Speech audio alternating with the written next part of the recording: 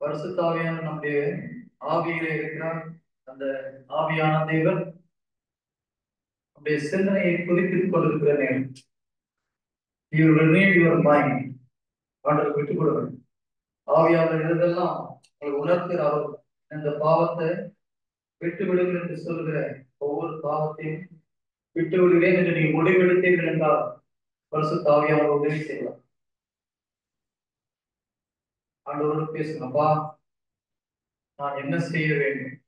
புனித பவுல் சவுலாக இருந்து தமாஸ்கஸ் சென்று கொண்டிருந்த நேரத்திலே இது ஒரு மிகப்பெரிய ஒளி அவரை ஆட்கொண்டது. குதிரையிலிருந்து கீழே விழுந்து அவர் கேட்கிற முதல் கேள்வி இதுதான், ஆண்டவரே நான் நமக்கு என்ன செய்ய? முதல் சொல்லலாம்.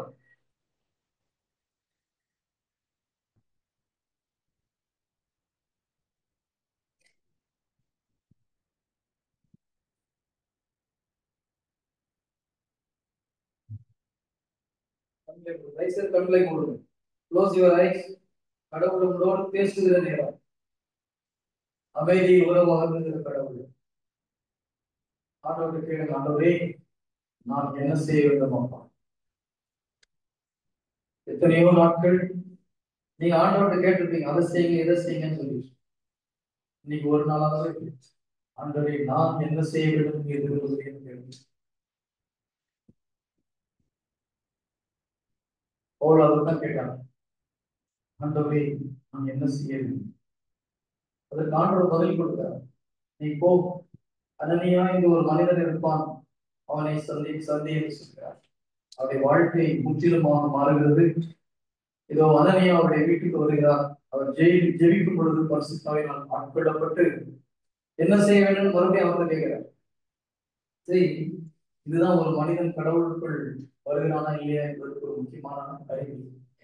ஆண்டவரே நான் என்ன செய்ய வேண்டும் என்று ஒவ்வொரு நாளும் நீங்கள் ஜெபித்தீர்கள் என்றால் நீங்கள் உண்மையிலே கடவுள் சொல்வது கேட்க விரும்புறீங்கன்னா ஏமா தயவுசெய்து கண்ணம் போடுமா?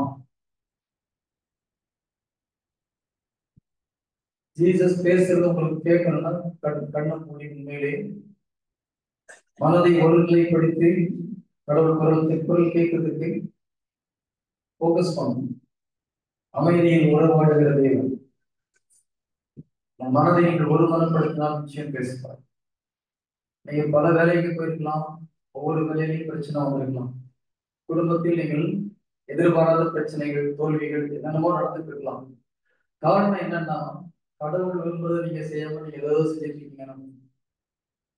கடவுள் சொல்வதை செய்யும் பொழுது வெற்றி நிச்சயம். சோதனைகள் உண்டு, வேதனைகள் உண்டு, ஆனால் வெற்றி உண்டு. அதனால கடவுள் ஆகவே நாம் என்ன செய்ய வேண்டும் என்று விரும்புகிறேன், எதையெல்லாம் நாம் செய்யக்கூடாது என்று விரும்புகிறேன்.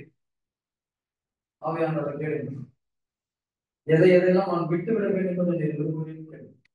அவரு 5 நிமிடம் மௌனமாக இருக்கிறேன், நீங்க கேளுங்க. ஆண்டவரே நான் எதையெல்லாம் செய்யக்கூடாது என்று விரும்புகிறேன் கேளுங்க. ஆவியான உணர்த்துகிற காரியத்தை விட்டுவிட வேண்டும்.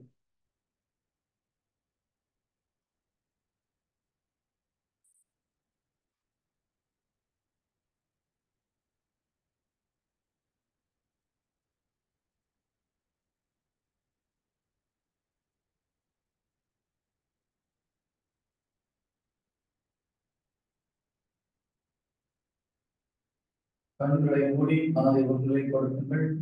ஆவியார் உங்கள் மனதை உணர்த்துவார். எந்தெந்த காரியங்கள் செய்யக்கூடாது, கண்களால் செய்கிற தவறுகள், மேட்டிமையான பார்வைகள், இறை வார்த்தையை படிப்பதற்கு பதிலாக நிறைய நேரம் பொழுதுபோக்கு அம்சங்கள் செலவு பண்ணி விட்டுவிடும். ஆண்டோட உணர்த்துகிறார். இயேசு கிறிஸ்து உங்களுக்கு முக்கியமாகப்பட்டார், அவருடைய வார்த்தையை நீங்கள் அதிக நேரம் படிப்பீர்கள். இயேசுவை நீங்கள் உண்மையிலே அன்பு செய்தீர்கள் என்றால் அவர் பாதத்தில் அதிக நேரம் அமர்ந்து ஜெபிப்பீர்கள். ஒரு 5 நிமிஷம் கூட கண்ண மூடி உங்களால இருக்க முடியலன்னா நீங்க ஒழுங்கா தனி ஜெபம் பண்ணலன்னு அர்த்தம்.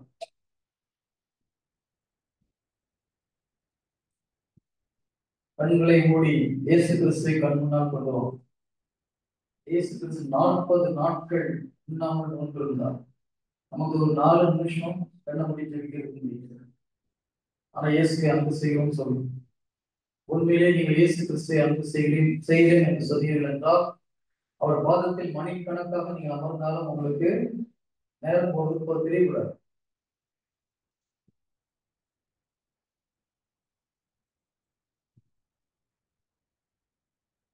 யாரிடம் அதிகம் அன்பு செய்கிறோமோ அவரிடம் நாம் அதிகமாக பேசுவோம். இயேசு கிறிஸ்துவிடம் அதிகமாக பேசுவார், மனிதரிடம் அதிகமாக பேச விரும்புவதில்லை. நீங்க ஜீசஸ் அதிக நேரம் பேசுறீங்களா? மனிதர்களிடம் அதிக நேரம் பேசுகிறீர்கள்? உங்களே ஆராய்ச்சி செய்வார். மனிதர்களிடம் அதிக நேரம் பேசுகிறீர்களா? ஆண்டவரிடம் தனிமையில் அதிக நேரம் செலவழிக்கிறீர்கள்? அதுல வந்து நீங்க கண்டுபிடிக்கலாம், மனிதர்களை நீங்கள் அன்பு செய்கிறீர்களா, இந்த உலகத்தை அன்பு செய்கிறீர்களா, அல்லது கடவுளை உண்மையிலே அன்பு செய்கிறீர்களா என்று.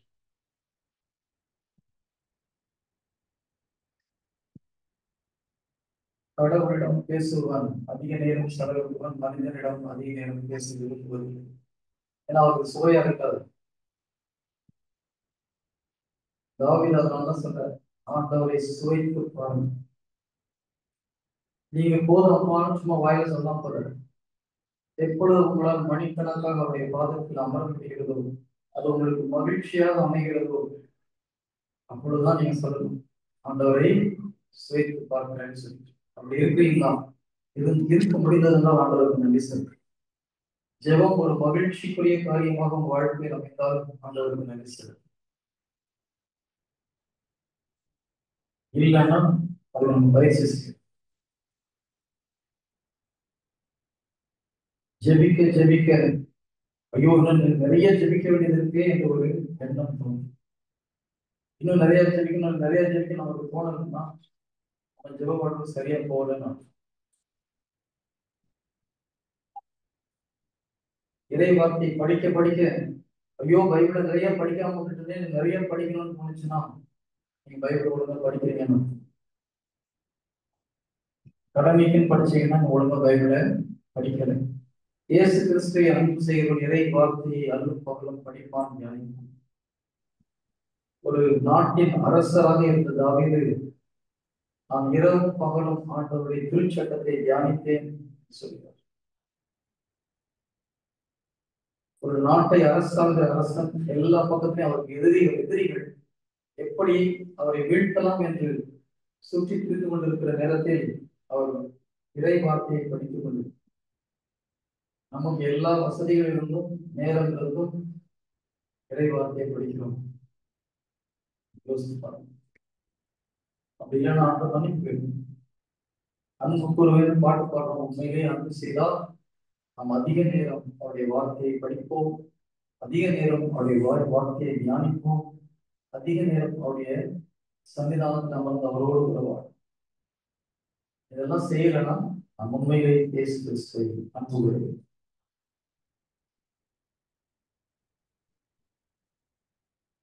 ஆண்டோட மன்னிப்பு போயிடும். ஆண்டவரை இதுவரை இந்த உலக சிற்றின்பங்களை நான் நாடி சென்ற நேரத்திற்காக மன்னிப்பு கேட்கிறேன். மணிக்கணக்காக டிவியில் நேரத்தை செலவழிப்பதற்காக, யூடியூப் இன்டர்நெட்டில் நேரத்தை செலவழிப்பதற்காக, சோசியல் மீடியாவில் நேரத்தை செலவழிப்பதற்காக, மற்ற மனிதர்களோடு அதிக நேரத்தை செலவழிப்பதற்காக, புத்தகங்களில் கதை புத்தகங்களில் அதிக நேரத்தை செலவழிப்பதற்காக மன்னிப்பு வேண்டுமான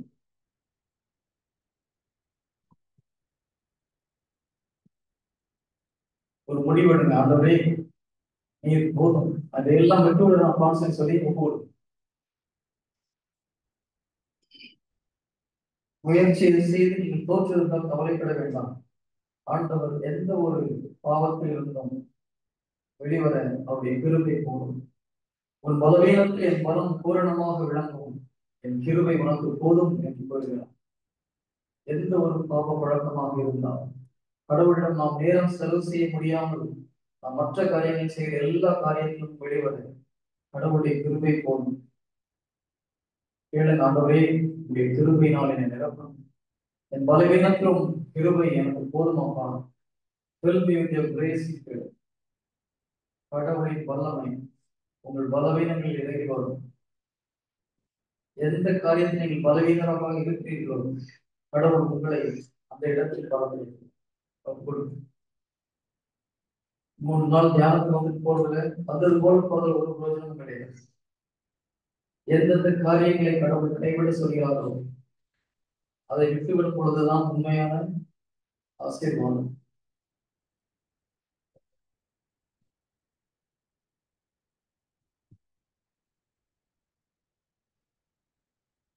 Close your eyes. ஒரு 10 நிமிஷம் கண்ணா முதல்ல நிறைய பேர் கஷ்டமா இருக்கு. Close your eyes. ஆண்டவரோடு பேசுங்க. பவுல் கேட்டது போல, ஆண்டவரே நான் என்ன செய்ய வேண்டும்? ஒவ்வொரு நாளும் இரவு ஆண்டவரிடம் கேட்க வேண்டிய கேள்வி இதுதான். ஒரு காலையில் ஆண்டவர் கேட்க வேண்டிய கேள்வி இதுதான். இதைத்தான் இயேசு கிறிஸ்து தன்னுடைய தனி ஜெபத்தில் தந்தையிடம் கேட்டார். அப்பா, நாளைக்கு நான் என்ன செய்யணும்? இன்று கொடுத்த வேலையெல்லாம் நான் முடித்து விட்டேன், நாளை என்ன செய்ய வேண்டும்? இது அவருக்கு அடுத்த நாள் செய்யக்கூடிய வேலையெல்லாம் சொல்றாரு. அதை அந்த முழுவதும் செய்து முடிக்கிறார். அதான் சொல்றாரு, என் தந்தையின் சித்தத்தை நிறைவேற்றுவதே என்னுடைய குணம்.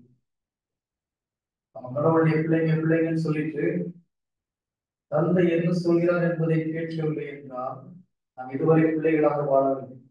பொய்க்கு சொல்லி சொல்லுவோம். உண்மையிலே கடவுளின் பிள்ளைகளாக வாழவில்லை. தினமும் தினம் ஆண்டவரின் பாதத்தில் அமர்ந்து கேட்கவில்லை.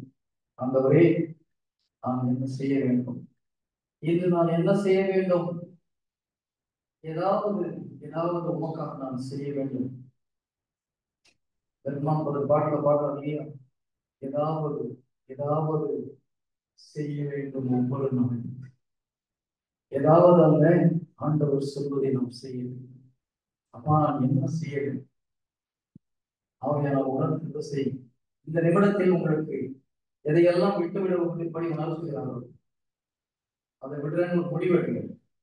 அதை விட்டு விடாமல் ஆசீர்வாதம் நிலைக்கிறது.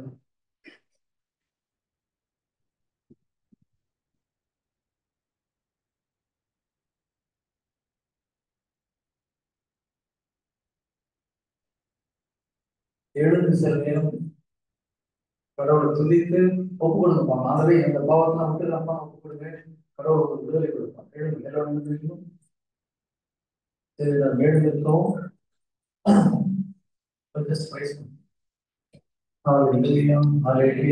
நீங்க மட்டும் பிரைஸ் பண்ண வேண்டாம். நீங்க ஆர்டர் ஒப்பு கொடுங்க. ஆகவே இந்த பாவத்தை நான் விட்டுறப்பா, கிருபையினால் என்ன நிரப்புன்னு சொல்லி ஒப்பு கொடுங்க.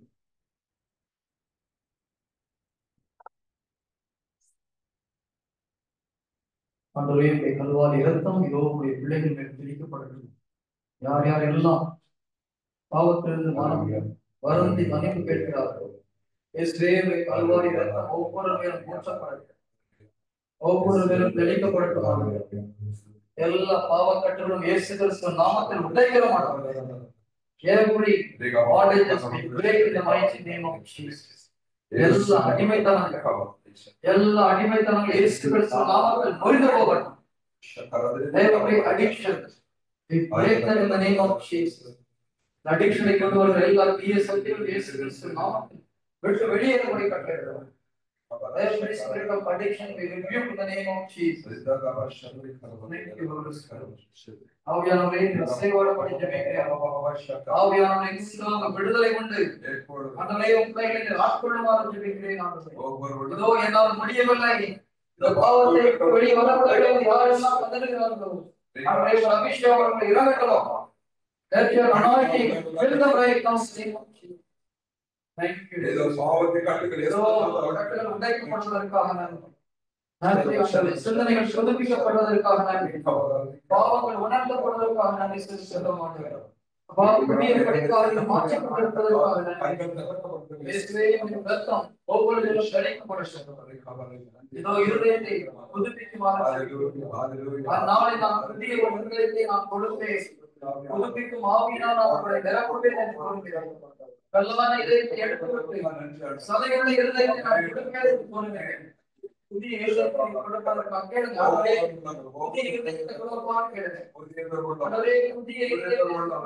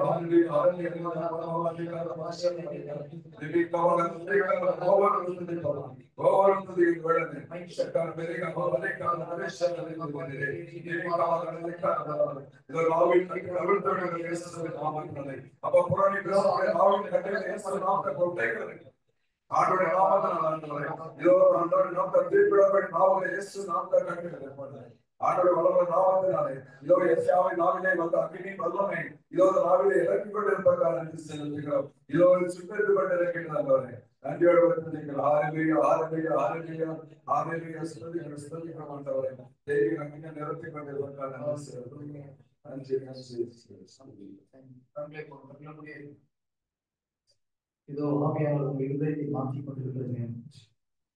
உள்ளத்திலே புதிய இருதயத்தை கொடுக்கலாம். பாட்டு பாட்டீங்க, எந்த பாழாய் போனதான் சொல்லிட்டு ஆண்டவர் ஒரு வாக்குத்தத்தத்தை கொடுத்திருக்கிறார். அந்நாளில் நான் உங்களுக்கு ஒரு புதிய இருதயத்தை கொடுப்பேன், புதுப்பிக்கும் ஆவியினால் நான் உங்களை நிரப்புவேன். கல்லான இதயத்தை எடுத்துவிட்டு சதையுள்ள இருதயத்தை நான் கொடுப்பேன். சதையுள்ள இருதயம் என்றால் உணர்வுள்ள இருதயம். சிறிய பாவம் செய்தாலும் நம்முடைய இருதயத்தில் நிம்மதி இல்லாமல், தூக்கம் இல்லாமல் கஷ்டப்படக்கூடிய ஒரு உணர்வுள்ள ஒரு இருதயம். அப்படிப்பட்ட ஒரு இருதயத்தை கொடுங்க.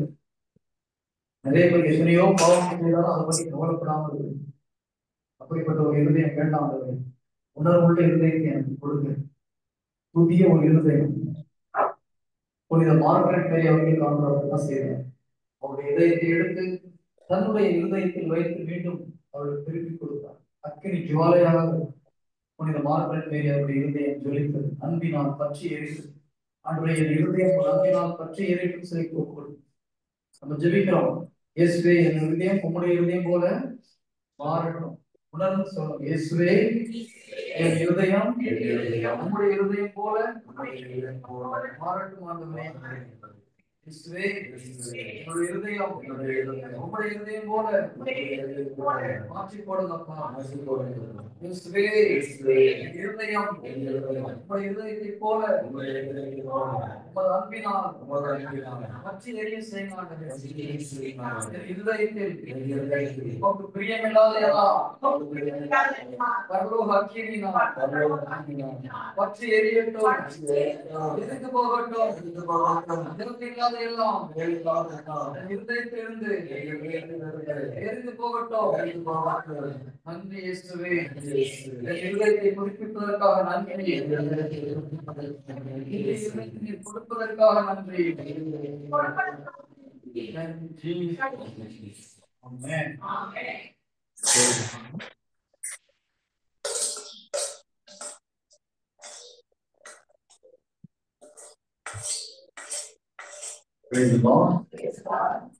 ஒரு சில சகோதர சகோதரி நல்லா ஜெபிக்கிறீங்க.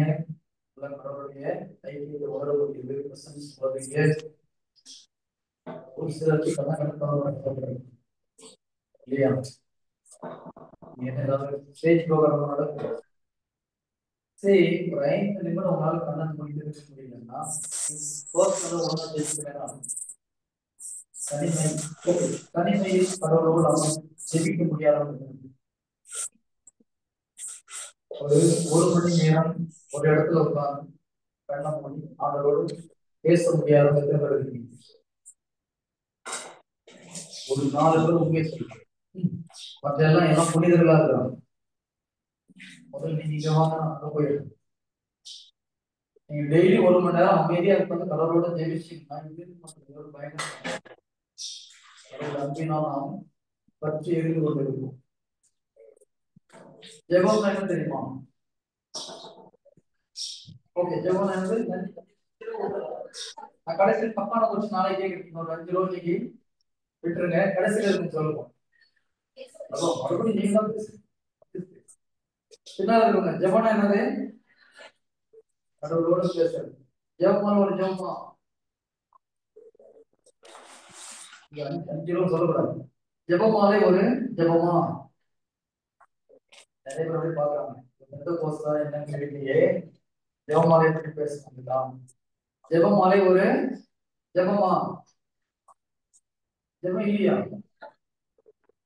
நிறைய பேர்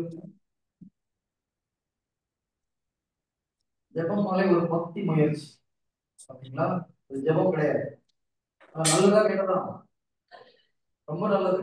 நம்ம ஜெபமாலை சொல்லுங்க, உண்மையிலே நல்லது. நான் டெய்லி ஜெபமாலை சொல்றேன். ஓகேங்களா? மாதாவுடைய பரிந்துரை மிக அவசியம். என்கிட்ட பிரேயர் நிறைய பேர் வரீங்க. மாதா எப்படிப்பட்ட பரிசுத்தமான ஒரு வாழ்க்கையை வாழ்ந்தார்கள். அவர்கள் ஜெபிக்கும் போது இயேசு கிறிஸ்து விஷயம் கேட்பார். அதனால மாதாவின் பரிந்துரை கேட்பது நல்லது. ஆனால் அது ஜெபமாக ஆகிவிடாது. நிறைய பேர் நான் ஜெபமாக சொல்லிட்டேன், அதனால ஜெபம் முடிஞ்சு போச்சுன்னு சொல்லிட்டு அதோட விட்டுறீங்க. அது தவறு. ஜெபம் என்பது கடவுள் பாதத்தில் அமைதியாக அமர்ந்து ஒரு பெரிய லிஸ்ட் எடுத்து ஆண்டவரை இது வேணும் அது வேணும்னு சொல்றது கிடையாது. அதுவும் ஜெபம் கிடையாது. ஞாபகம் வச்சுக்கணும். நிறைய பேர் ஜெபம் என்ன நினைச்சுக்கிறீங்க? நமக்கு தேவையானதை கடவுள்கிட்ட போய் கேட்கறது ஜெபம். கடவுள் ஏடிஎம் மிஷின் தான், போயிட்டு ப்ரெஸ் பண்ணாலும் பதில் கொடுக்குறது. நீங்க நிறைய பேர் ஜீசஸ ஏடிஎம் மிஷின் தான் யூஸ் பண்ணும். போய் முன்னால கொடுக்கறதோட எனக்கு அது வேணும் இது வேணும் இது வேணும். தற்கொலை யாரோட என்ன கேட்கலாம்? எல்லாம் நிறைய பேர் எல்லாரையும் சொல்லுவோம். ஒரு அட்லீஸ்ட் ஒரு 70-80% நம்ம என்ன கேட்கிறோம்? உலகபூர்வமான காரியத்தை கேட்கிறோம். மத்தேயு 6வது அதிகாரம் 31-33 33வது இறைவாக்கு என்ன சொல்லுது? பைபிள் எடுக்கணும். தயவுசெய்து பைபிள் எடுக்கணும். எல்லாம் பைபிள் நல்லா படிக்கணும். அதனால இருக்க பைபிள் தொடரும் போட்டுருக்கு சொல்றது நல்லா கவனிங்க. தயவுசெய்து பைபிள் எடுக்க வேண்டாம். முதல்ல வரக்கூடிய ராஜ்யத்தை தேடுங்கள், கடவுளுடைய அரசியை தேடுங்கள், அவருடைய ஆட்சியை தேடுங்கள். அப்ப எல்லாம் உங்களுக்கு தேர்ந்து கொடுக்கப்படும். அதை நம்பினோம்னா நம்ம ஜீசஸ் போய் இது வேணும் அது வேணும்னு கேட்கணும். சரி, நல்லா ஞாபகம் வச்சுக்கணும். இறை வார்த்தையை கரெக்டா புரிஞ்சுக்கிட்டீங்கன்னா ஆசீர்வாதம் ஈஸியாகும். ஜீசஸ் ரொம்ப தெளிவா சொல்றாரு, பரலோக ராஜ்யத்தையும் அதற்கு ஏற்புடையவற்றையும் நாடுங்கள். இதை செஞ்சீங்கன்னா உங்களுக்கு உங்க வாழ்க்கைக்கு தேவையான அனைத்தும் சேர்த்து கொடுக்கப்படும். ஏன்னா அதுக்கு முன்னால என்ன சொல்றாரு? பறவைகளை பாருங்கள், அவை உழுவதில்லை, அறுப்பதில்லை, நூற்பதில்லை, எல்லாம் உலகத்துக்கு தேவையான உணவு, உடை, தங்குற இடம் எல்லாம் இலவசமா கிடைக்கும். எப்போ? பரலோக ராஜ்யத்தை தேடும் பொழுது, அவருடைய சட்ட திட்டங்களை நாடி செயல்படும் பொழுது இதெல்லாம் ஃப்ரீ. நம்ம என்ன பண்றோம்? எது முக்கியமானதோ அதை விட்டுட்டு இந்த ஃப்ரீ சொன்னார் இல்லையா, இந்த ஃப்ரீயை மட்டும் எனக்கு கொடுங்கன்னு கேட்கணும். நீங்க சூப்பர் மார்க்கெட்ல போனீங்கன்னா சில நேரத்துல ஒரு பெரிய ஹார்லிக்ஸ் பாட்டில் வாங்க கூட ஒரு ஸ்பூன் வச்சிருக்கோம். இந்த ஹார்லிக்ஸ் பாட்டில் வாங்கினா ஸ்பூன் ஃப்ரீ. நீங்க போய் கடையில் என்ன கேட்குறீங்க? இந்த பாட்டில் வாங்க ஸ்பூன் மட்டும் ஃப்ரீயா உடனே கொடுப்பாங்களா? அதே மாதிரி ஜீசஸ் சொல்ல கொடுக்க மாட்டாங்க. இதுதான் நம்முடைய ஜெபம் பண்ணி கிடைக்காம ஏமாந்து போவதற்கு காரணம் என்ன? ஹார்லிக்ஸ் பாட்டில் கேட்கறதுக்கு பதிலாக ஸ்பூன் கேட்கணும். இதுக்கப்புறம் நான் ஜெபிக்கிறது மத்தியானம் எடுக்கிறேன். நான் எதுக்கு வந்து காப்பிக்கே வேற உங்களை பார்த்த உடனே அதை சொல்ல வேண்டியதாக தனி ஜெபம் எத்தனை பேர் நல்லா பண்ண முடியும்? அமைதியா நல்லா ஜெபிக்கிறவங்க ஒரு 4 பேர் கை கொடுங்க. எத்தனை பேர் ஜெபிக்க முடியலன்னு போதும் ஒரு 4 பேர் கை கொடுங்க. எத்தனை பேர் நல்லா ஜெபிக்க முடியணும் போதும் ஒரு 4 பேர் கை கொடுங்க. 250 பேர் ஒரு 10 பேர் போக மீதி எல்லாம் என்ன பண்றீங்கன்னு எனக்கு புரியுது. Praise the Lord. Hallelujah. Hallelujah. நாம் தியானிக்க எடுத்துக்கொண்டிருக்கிற இறைவசனம் டாபிக் என்னன்னா 1 தெசலோனிக்கர் 5வது அதிகாரம் 23வது இறைவாக்கு. யாரோ ஒருத்தர் எடுத்து படிங்க. நீங்க எடுக்கிற டாபிக்குடைய தலைப்பு ஆவி, ஆத்மா, சரீரம். ஆவி, ஆத்மா, சரீரம். அதாவது நீங்க எடுக்கிற டாபிக்குடைய தலைப்பு ஸ்பிரிட், சோல் அண்ட் பாடி. அமைதியரும் கடவுள் தாமே உங்களை முற்றிலும் தூய்மை ஆக்குவாராக. உங்களுடைய உள்ளம், ஆன்மா, உடல் அனைத்தையும் உங்களுடைய உள்ளம், ஆன்மா, உடல் அனைத்தையும் குற்றமின்றி காப்பாற்ற 3 விஷயங்களை ஆவியானவர் நமக்கு வெளிப்படுத்துகிறார். ஆக்சுவலா உள்ளம் என்பது சரியான ஒரு டிரான்ஸ்லேஷன் கிடையாது. ஆவி, ஆத்மா, சரீரம். ஆங்கிலத்தில் ஸ்பிரிட், சோல் அண்ட் பாடி. அப்போ இந்த ஆவி, ஆத்மா, சரீரம் அப்படின்னு என்னன்றது குறித்து நம்ம இன்னைக்கு தியானிக்கிறோம். ஒரு மனிதன் பேர் சொல்லி சொல்றோம் இல்லையா? பார்த்து சொல்லும்போது ஓகே பேரு ஜான், ஜான் எல்லாரும் இருக்கீங்களா? ஒருத்தருக்கு பேர் சொல்லி கூப்பிடுறோம். அவர் இறந்து போயிட்டாருன்னு வச்சுக்கோங்க. ஜான் அடக்க போறோம்னு சொல்றோமா, பாடி எப்போ எடுக்க போறான்னு கேட்கறாங்க. ஏன் அது வரைக்கும் ஜான் சொல்லிட்டு இருக்கோம், செத்த உடனே பேரை விட்டுருக்கோம் இல்லையா? பாடி எப்போ எடுக்கிறாங்க. அப்பா இறந்து போனவங்க பாடின்னு சொல்றதுக்கு வாய் பூசுதானு சொல்றோம். பாடி எப்போ எடுக்க போறாங்கன்னு சொல்றோம். நம்ம சொல்றோம், வரவங்க கேட்கும்போது பதில் சொல்றோம். அவங்க பேர் எதுக்கு வச்சிருக்காங்க? உடலுக்கு வைத்திருக்காங்க, ஆத்மா வச்சிருக்காங்க. புரியுதுங்களா? சொல்ல புரியுதா? பெயர் யார் எதுக்கு சொல்றோம்? நம்ம பேரை அப்படி உடலுக்கு கிடையாது. ஃபர்ஸ்ட் அது தெரிஞ்சுக்கணும். கில்பர்ட் என்பது இந்த உடல் கிடையாது. நீங்க என்ன பண்ணணும் தெரியுமா? காலையில இருந்துச்சு போய் கண்ணாடியில பாக்குறீங்க இல்லையா? பார்க்கும்போது என்ன சொல்லணும்? நான் கண்ணாடியில பாக்குறது நான் கிடையாது, என்னுடைய உடல். நீங்க எங்க இருக்கிறீங்க? இது உள்ள இருக்கிறீங்க. இது உங்களுடைய வீடு. நிறைய பேர் வீட்டை தான் நான் நினைச்சிட்டு. நான் யார்? என்னுடைய உயிர் தான் நான். புரியுதுங்களா? ஓகே. சபை உரையாடல் 12வது அதிகாரம் 7வது அதிகாரம். சபை உரையாடல் 12:7. நானே படிச்சிடறேன். பெண்ணிலிருந்து வந்த உயிர் விண்ணுக்கு திரும்பும் முன்னும், மண்ணிலிருந்து வந்த உயிர் மண்ணுக்கே திரும்பும் முன்னும் உன்னை படைத்தவரை உள்ளத்தில் என்ன சொல்லுது? விண்ணிலிருந்து வந்த உயிர். அப்புறம் உயிர் எங்க இருந்து வந்தது? ஆண்டவர்கிட்ட வந்தது. கரெக்டா? அடுத்தது மண்ணிலிருந்து வந்த உடல். உடல் எங்க இருந்து வருது? மண்ணில இருந்து வந்தது. மண்ணில இருந்து வந்தது மண்ணுக்கு போகுது, விண்ணிலிருந்து வந்தது விண்ணுக்கு போகுது. அப்ப நம்முடைய உயிர் கடவுளிடமிருந்து வருகிறது. இதுல ஒரு முக்கியமான விஷயம் என்னன்னா, ஆத்மான்னு சொல்வது ஆவியும் ஆத்மாவும் ஒன்னாதான் இருக்கு. ஆவியும் ஆத்மாவையும் கடவுளை தவிர வேற யாராலையும் பிரிக்க முடியாது. எபிரேயர் 4:12 பாத்தீங்கன்னா, படிக்கணும். நான் எடுத்து படிக்கணும் மட்டும் சொல்லுங்க. எபிரேயர் 4:12 இறை வார்த்தை உயிருள்ளது, ஆற்றல் மிக்கது, இருக்கக்கூடிய இந்த வாழை விட கூர்மையானது. அது ஆவியையும் ஆத்மாவையும் பிரிக்கக்கூடியது எது? ஆண்டவருடைய வார்த்தை. கடவுளால் மாத்திரமே ஆவியையும் ஆத்மாவையும் பிரிக்க முடியும், ஆவியையும் ஆத்மாவையும் அழிக்க முடியும். வேற யாராலே அதை ஒன்றும் டச் பண்ண முடியாது. அதனால ஜீசஸ் என்ன சொல்றாரு? உங்கள் உடலை அழிக்கிறவங்களுக்கு பயப்படாதீங்க, ஒரு ஆவியையும் ஆத்மாவையும் நரகத்துல அழிக்கிறவங்களுக்கு மட்டும் பயப்படுறாங்க.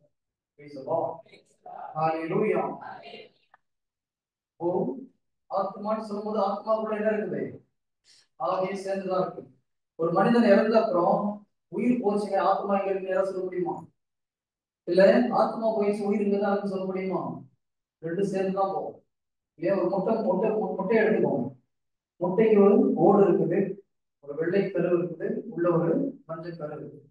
இந்த மஞ்சள் கரு தான் ஆவி, வெள்ளைக்கரு ஆத்மா, ஓடுதான் நம்ம உடம்பு. ஓடு மாதிரி தான் நம்ம உடம்பு. தொற்று கீழே விழுந்தா உடஞ்சி போகும். கரெக்டா?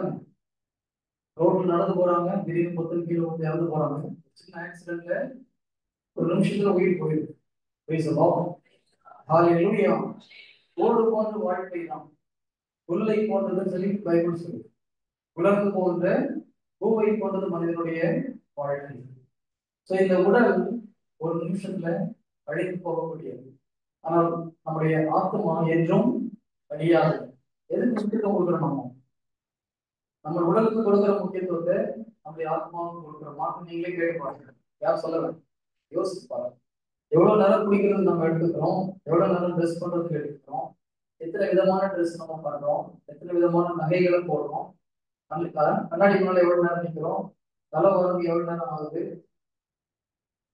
ஆத்மாவுக்கு நாம் எவ்வளவு அக்கறை எடுத்துக் கொள்கிறோம். Praise the Lord. Hallelujah. Okay, ஒரு மனிதன் இறக்கும்போது என்ன ஆகுது? ஆத்மாவும் ஆவியும் சேர்ந்துதான் மேல போகும்.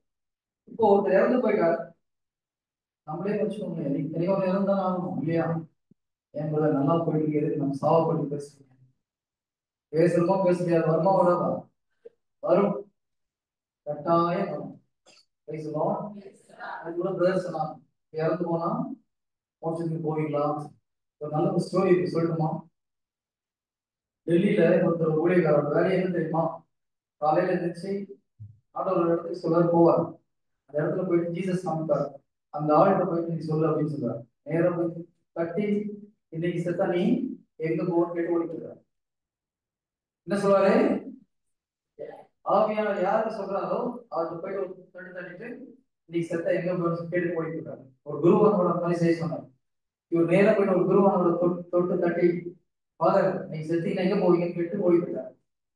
ஃபாதர் கொஞ்சம் சரியில்லாம ஒரு வாழ்க்கையை வாழ்ந்து கொண்டு அந்த ஃபாதருக்கு தூக்கம் போச்சு. யாருன்னு தெரியல, எங்க இருந்து வந்தான்னு தெரியல. டெல்லி ரயில்வே ஸ்டேஷன் ஏகப்பட்ட மக்கள் போயிட்டு இருந்தாங்க. எந்த மக்கள் தனியா கூட்டியிருக்கு இந்த மாதிரி ஒரு வார்த்தையை கேட்டாங்க. இதை யோசிக்க யோசிக்க அவருக்கு தூக்கம் வரல. ஒரு நாள் 2 நாள் 2 வருஷமா தூக்கம் இல்லை. போற வர இடத்துலலாம் இவன் மாட்டுவானான்னு தேடி தேடி பார்க்குறேன். கடைசியில் 2 வருஷம் கழிச்சு ஒரு நாள் ஒரு இடத்துல அவனை பார்த்து ஓடி போய் கை பிடிச்சாரு. கொஞ்சம் கெட்டியா பிடிச்சிட்டு, ஏய் நீதான் 2 வருஷம் என்கிட்ட வந்து இந்த வார்த்தையை கேட்டேன். ஆமா, இப்ப செத்தா எங்க போவான்னு கேட்டு உண்மையா நடந்து ஸ்டோரி. இப்ப செத்தா நான் மோட்சத்துக்கு போயிடுவேன், அதுக்குதான் கேட்டேன்னு சொல்லிட்டு அவரு இடத்துக்கு வேலை பண்ணான். Praise the Lord. Hallelujah. கேட்கலாமா? நான் உங்ககிட்ட டெய்லி படுக்கிறதுக்கு மேல கேள்வி கேட்கணும். இப்ப செத்தா நானே எங்க போவேன்? பெனடிக்சன் சபையில முக்கியமான ஒரு மெடிடேஷன் இருக்கு. காலையில எந்திரிக்கும் போது ஃபர்ஸ்ட் கேட்கிறவங்க கேள்விக்குதான், இன்னைக்கு செத்தா நான் செத்துட்டேன்னா எங்க போயிருக்கேன்? இதை ஒரு மனுஷன் ஒழுங்கா தியானிச்சா அவருக்கு தெரியும், இப்ப நான் செத்தனா எங்க போவேன். ஒரு மனிதன் இறக்கும் பொழுது நீங்க எப்படி நினைச்சீங்கன்னு தெரியல. சின்ன வயசுல யோசிப்பேன், இறந்து போகணும் ஆளை பார்க்கும்போது, இறந்து போயிட்டு வாழ்க்கையே இருட்டாயிடுவோம், எல்லாம் முடிஞ்சு போச்சோம். எத்தனை பேர் அப்படி நினைச்சிருக்கீங்க? ஒரு 4-5 பேர் தான் என் டைம் நினைக்கிறேன், மற்ற எல்லாம் பயங்கரமா நல்லா இருக்கணும். எத்தனை பேருக்கு யாராவது மரணத்தை குறித்து ஒரு பயம் இருக்கு? வெரி குட் சிஸ், உண்மையை சொல்லு. ஒருத்தர் எத்தனை பேர் கை கொடுத்துருக்கோம்? அதெல்லாம் உண்மையை கை கொடுக்கணும். உங்களோட விடுதலை கொடுத்துருக்கா கடவுள் கேட்கிறாரு. மரணத்தை குறித்த பயம், அல்லது இறந்து போயிட்டு என்ன ஆகும்னு தெரியலன்ற ஒரு குழப்பம் எத்தனை பேர் இருக்கு? Very good. நான் ஒரு நாள் தூங்கி எதிர்க்கும் போது ஆவியான எனக்கு ஒரு உணர்ந்ததை கொடுத்தோம், நீ சாகவே போறதில்லை. எப்படி இருக்கும்? எனக்கு பயங்கர சந்தோஷம். ஐயோ சூப்பர், சாக மாட்டான். அதை சொல்லலாம். உண்மையிலே ஆவியான சொல்லி யூ வில் நாட் டை. அப்படி ஒரு சந்தோஷம் ஒரு செகண்ட்ல அதை எனக்கு உணர்த்தினான். எப்படி தெரியுமா? ஒரு மனிதன் இறக்கும் பொழுது அவருடைய ஆத்மா வெளியில வருது. வெளியில வந்த ஆத்மாவால அந்த உடலை பார்க்க முடியுமா? முடியும். இறந்து நீ வெளியில வந்த உடனே உங்களுடைய உடலை பார்க்க முடியும். எத்தனை பேர் உங்களுடைய முகத்தை நேருக்கு நேரம் பார்க்கணும் இருந்தீங்களா?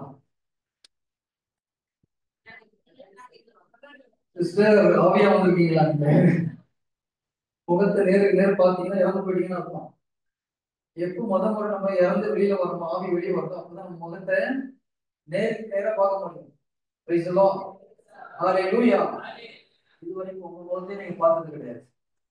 எவ்வளவு ஆச்சரியமான ஒரு விஷயம் இல்லையா? நாம் முகத்தை நாம் பார்த்தது கிடையாது. கண்ணாடியில காமிக்கிறது பிம்பம் தான், கரெக்டா? நம்முடைய முகத்தை நேரா பார்த்ததெல்லாம் அவங்க எவ்வளவு வேலை செய்யலாம். ஸ்பிரிட்ல வெளியே வந்துருக்கீங்களா? அவங்க எங்கேயோ போயிருக்கோம். Price the lord. Hallelujah. Okay, good. So இறந்து நம்முடைய ஆத்மா வெளியில வரும்போது நம்முடைய உடலை பார்க்க முடியும், பக்கத்துல ஆளுநர்களை பார்க்க முடியும், என்னென்ன நடக்குதுன்னு எல்லாம் பார்க்க முடியும்.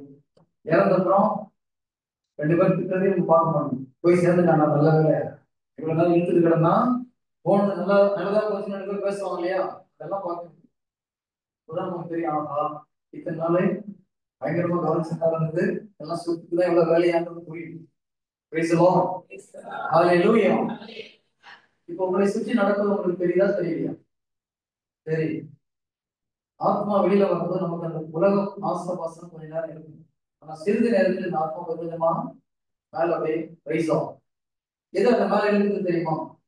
கடவுளுடைய அன்பு இந்த ஆத்மா மேல கொஞ்சமா எழுத ஆரம்பிக்கும். கொஞ்ச நேரம் போன அப்புறம் பயங்கர ஃபாஸ்டா இந்த ஆத்மா டிராவல் ஆனாங்க. ஆனால் இறந்து போன மனுஷனுக்கு என்ன நடக்குது தெரியுமா தெரியாதா? தெரியாதா? இந்த உலகத்துக்கு தெரியாது, அது இறந்து போறதுக்கு தெரியும். நம்ம எங்க போயிட்டு இருக்கோம் சரி, கடவுள் சன்னிதானத்துல போய் நிக்கிறதும் தெரியும், மோட்சத்துக்கு போறோமா நரகத்துக்கு போறோமான்றதும் அந்த ஆத்மாவுக்கு தெரியும். அப்போ உங்களை பொறுத்தவரை சாவு கிடையாது. கரெக்ட்? ஆண்டவர் என்ன சொல்றாரு? என்னை விசுவசிப்பவன் இறப்பினும் வாழ்வான். என்ன அர்த்தம்? வாழ்வான்னா கடவுளோட மோட்சத்துல இருக்கிற பேரு வாழ்வான். ஆத்மம் மறிச்சு போச்சுன்னா செத்து போயிட்டான். கரெக்டா? நரகத்துக்கு போயிட்டான், அவன் மறித்து போறான். வாழ்கிறான் என்றால் கடவுளோடு நாம் மோட்சத்துல இருக்கிறோம். இது எல்லாமே இறந்து போனவங்களுக்கு தெரியும். நமக்குதான் ஐயோ போயிட்டாங்க போயிட்டாங்க போயிட்டாங்க.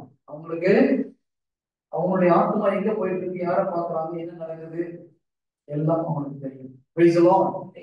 Hallelujah. சின்ன ஜெபம் பண்றேன். யார் யாருக்கு மரண பயம் இருந்ததோ அதுக்கு போயிடும். யார் யாருக்கு மரண பயம் இருந்ததோ அதை விட்டு போகும். Get up and pray. கண்களை மூடி இயேசு கிறிஸ்து கண்ணால கொள்ளுவாங்க. ஒரு சிறிது நேரம் 2 நிமிஷம் தான், தயவுசெய்து எந்திரிங்க. ஓகே. ஆண்டவரே, எங்கள் ஒவ்வொரு சகோதர சகோதரியும் ஒரு பாவத்தை ஒப்புக் கொடுக்கிறோம். ஒரு கல்வாரி ரத்தம் வெளிக்கப்படட்டும். யார் யாரெல்லாம் மரணத்தை குறித்து பயந்தார்களோ, மரண பயத்தை கொண்டு வருகிற எல்லா தீய சக்திகளும் இயேசு கிறிஸ்துவ நாமத்தில் கடிந்து கொடுக்கும். விட்டு போசாத in the name of Jesus. Every spirit of fear I rebuke in the name of Jesus. எல்லாரும் நான் சொல்ற ஒரு வார்த்தை சொல்ல முடியுமா? ஆண்டவரே, எனக்கு கோழை உள்ளத்தை அல்ல, தைரியத்தையும் அன்பையும் கட்டுப்பாடும் உள்ள உள்ளத்தையே கொடுத்திருக்கிறேன். அதற்கு நன்றி. ஆண்டவரே, நீர் எனக்கு கோடை உள்ளத்தை அல்ல, அன்பும் வல்லமையும் கட்டுப்பாடும் உள்ள உள்ளத்தையே கொடுத்திருக்கிறேன். அதற்கு நன்றி. ஆண்டவரே, நீர் எனக்கு கோடை உள்ளத்தை அல்ல, வல்லமையும் அன்பும் கட்டுப்பாடும் உள்ள உள்ளத்தை கொடுத்திருப்பதற்காக நன்றி. கண்களை மூடியிருக்க. அவருடைய எல்லா பயங்களும் இயேசு நாமத்தில் விட்டு போகட்டும். இதோ கடன் பிரச்சனையை குறித்த பயங்கள் இயேசு நாமத்தில் வெளியேறட்டும். ஆண்டவரே, எல்லா கடன் பிரச்சனை குறித்த பயங்கள் இயேசு கிறிஸ்து நாமத்தில் விட்டு போகட்டும். உடல் நலத்தை குறித்த பயங்கள் இயேசு நாமத்தில் வெளியேறட்டும். எதிர்காலத்தை குறித்த பயங்கள் இயேசு நாமத்தில் வெளியேறும்படி கட்டளை. எல்லா பயமுடனும் the spirit of fear I bind you, curse you, leave them in the name of Jesus. Thank you, Holy Spirit. ஆவியானவரே, நீர் ஆட்கொள்வதற்காக நன்றி. இதோ உடைய சமாதானத்தால் நிரப்புவதற்காக நன்றி. ஆமென். Praise the Lord. எல்லோருக்கும் வருவோம்.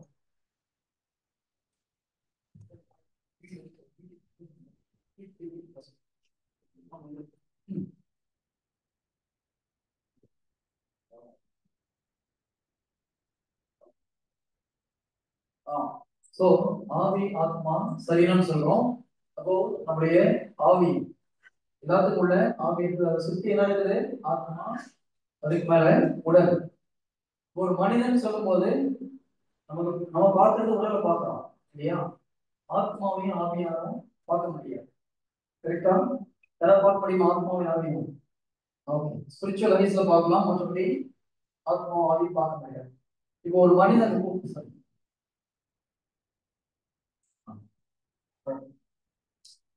இப்போ சமத்துவத்தை பற்றி சொல்லும் போது நம்ம ஒரு கடவுள், ஒரு கடவுள்னா மூன்று ஆழ்தத்துவங்களாக இருக்கிறது போல ஒரு மனிதனுக்குள்ளாக மூன்று விஷயம் இருக்கு. அதுதான் இது ஆவி, ஆத்மா, சரீரம்.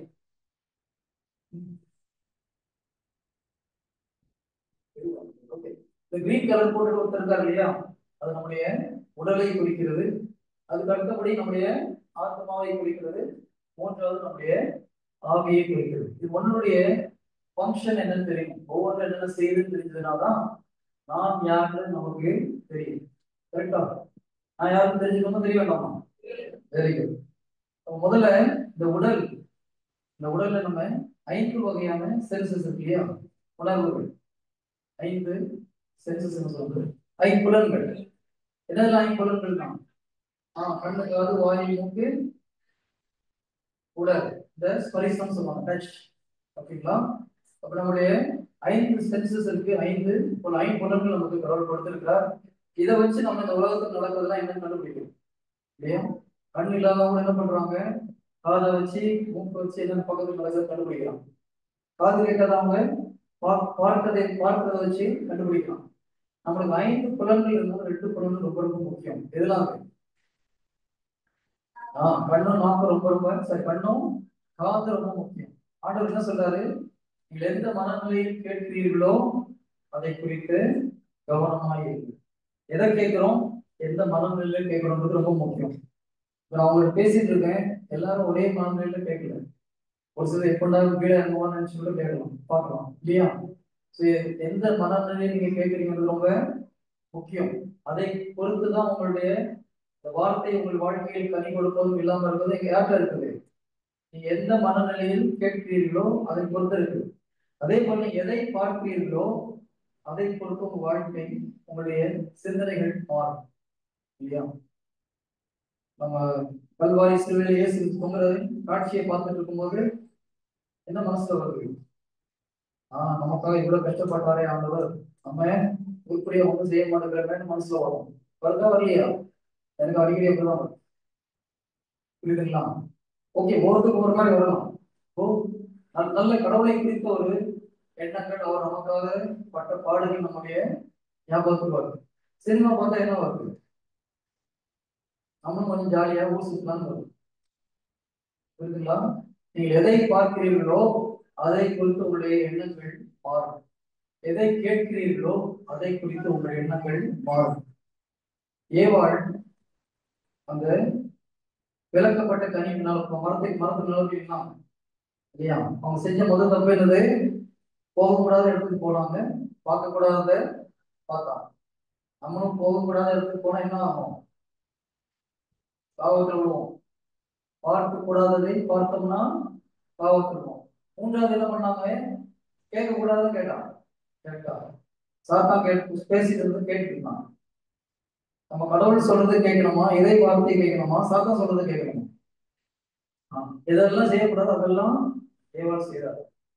போகக்கூடாத இடத்திற்கு போனோம், நம்ம அதே மாதிரி போகக்கூடாத இடத்துக்கு போறோமான்னு பார்ப்போம். எந்த இடத்துக்கு போனா பாவத்துல விடுவோமோ அந்த இடத்துக்கு போகக்கூடாது. புனிதர்கள் கொடுக்கிற ஒரு முக்கியமான அட்வைஸ், எந்த இடத்திற்கு செல்லும் பொழுது நாம் பாவத்தில் விடுகிறோமோ அந்த இடத்துக்கு போகக்கூடாது. டிவி பின்னால உட்காந்தாலும் பாவத்தில் விடுறோம்னா அந்த இடத்துக்கு போகாது. உள்ள டிவியை காலி பண்ணுங்க, இல்லை வேற இடத்துக்கு. புரியுதுங்களா? நாம் செல்லுகிற இடம் நம்மை பாவத்தில் விட வைத்தால் அந்த இடத்துக்கு போகக்கூடாது. இல்லை நான் போயிட்டு நம்பிக்கையை டெஸ்ட் பண்ணி பார்க்கறது நிச்சயம் ஓடுது. ஆண்டவர் எங்கேயாவது உங்களுடைய பரிசுத்தத்தை டெஸ்ட் பண்ணி பார்க்கணும்னு சொல்லியிருக்காரு. டெஸ்ட் பண்ணதுக்கு ஒரு வரும் அடிக்கடி. நம்ம ஒன்றையும் தேடி போக வேண்டிய அவசியம் இல்லை. யாரும் நான் என்னுடைய நம்பிக்கையை டெஸ்ட் பண்ண போறது அவர் கொடுப்பாரு. கடவுளும் சோதனை கொடுக்க முடியும், சாத்தா டெம்ப்டேஷன் கொடுக்க முடியும். அதனால நம்ம அதை டெஸ்ட் பண்ண அவசியம் கிடையாது. ஓகேங்களா? இப்ப நீங்க ஒரு தண்ணி அடிக்கிறவரு ஒரு பாருக்கு மேல போய் நின்னா நல்லா டெஸ்ட் பண்ண வெளியே வருவாரா? கொஞ்ச நாள் கழிச்சு ஆட்டோமேட்டிக்கா 2 பாட்டில் ஊத்திட்டு வருவாரு. எவ்வளவுதான் பண்ணாங்க. அந்த மரத்துக்கு மேல போய் நினைச்சிருப்பாங்க, இந்த கனியை மட்டும் சாப்பிடக்கூடாது, தொட்டக்கூடாது என்ன பண்ணாங்க? தொட்டு சாப்பிட்டாங்க. Praise the Lord. Hallelujah. அப்புறம் நாம் பாவத்தை விடக்கூடிய இடத்துக்கு போகக்கூடாது. ரெண்டாவது, யாருக்கிட்ட பேசினா பாவத்துல விடுறோமோ அதனால கட் பண்ணணும்.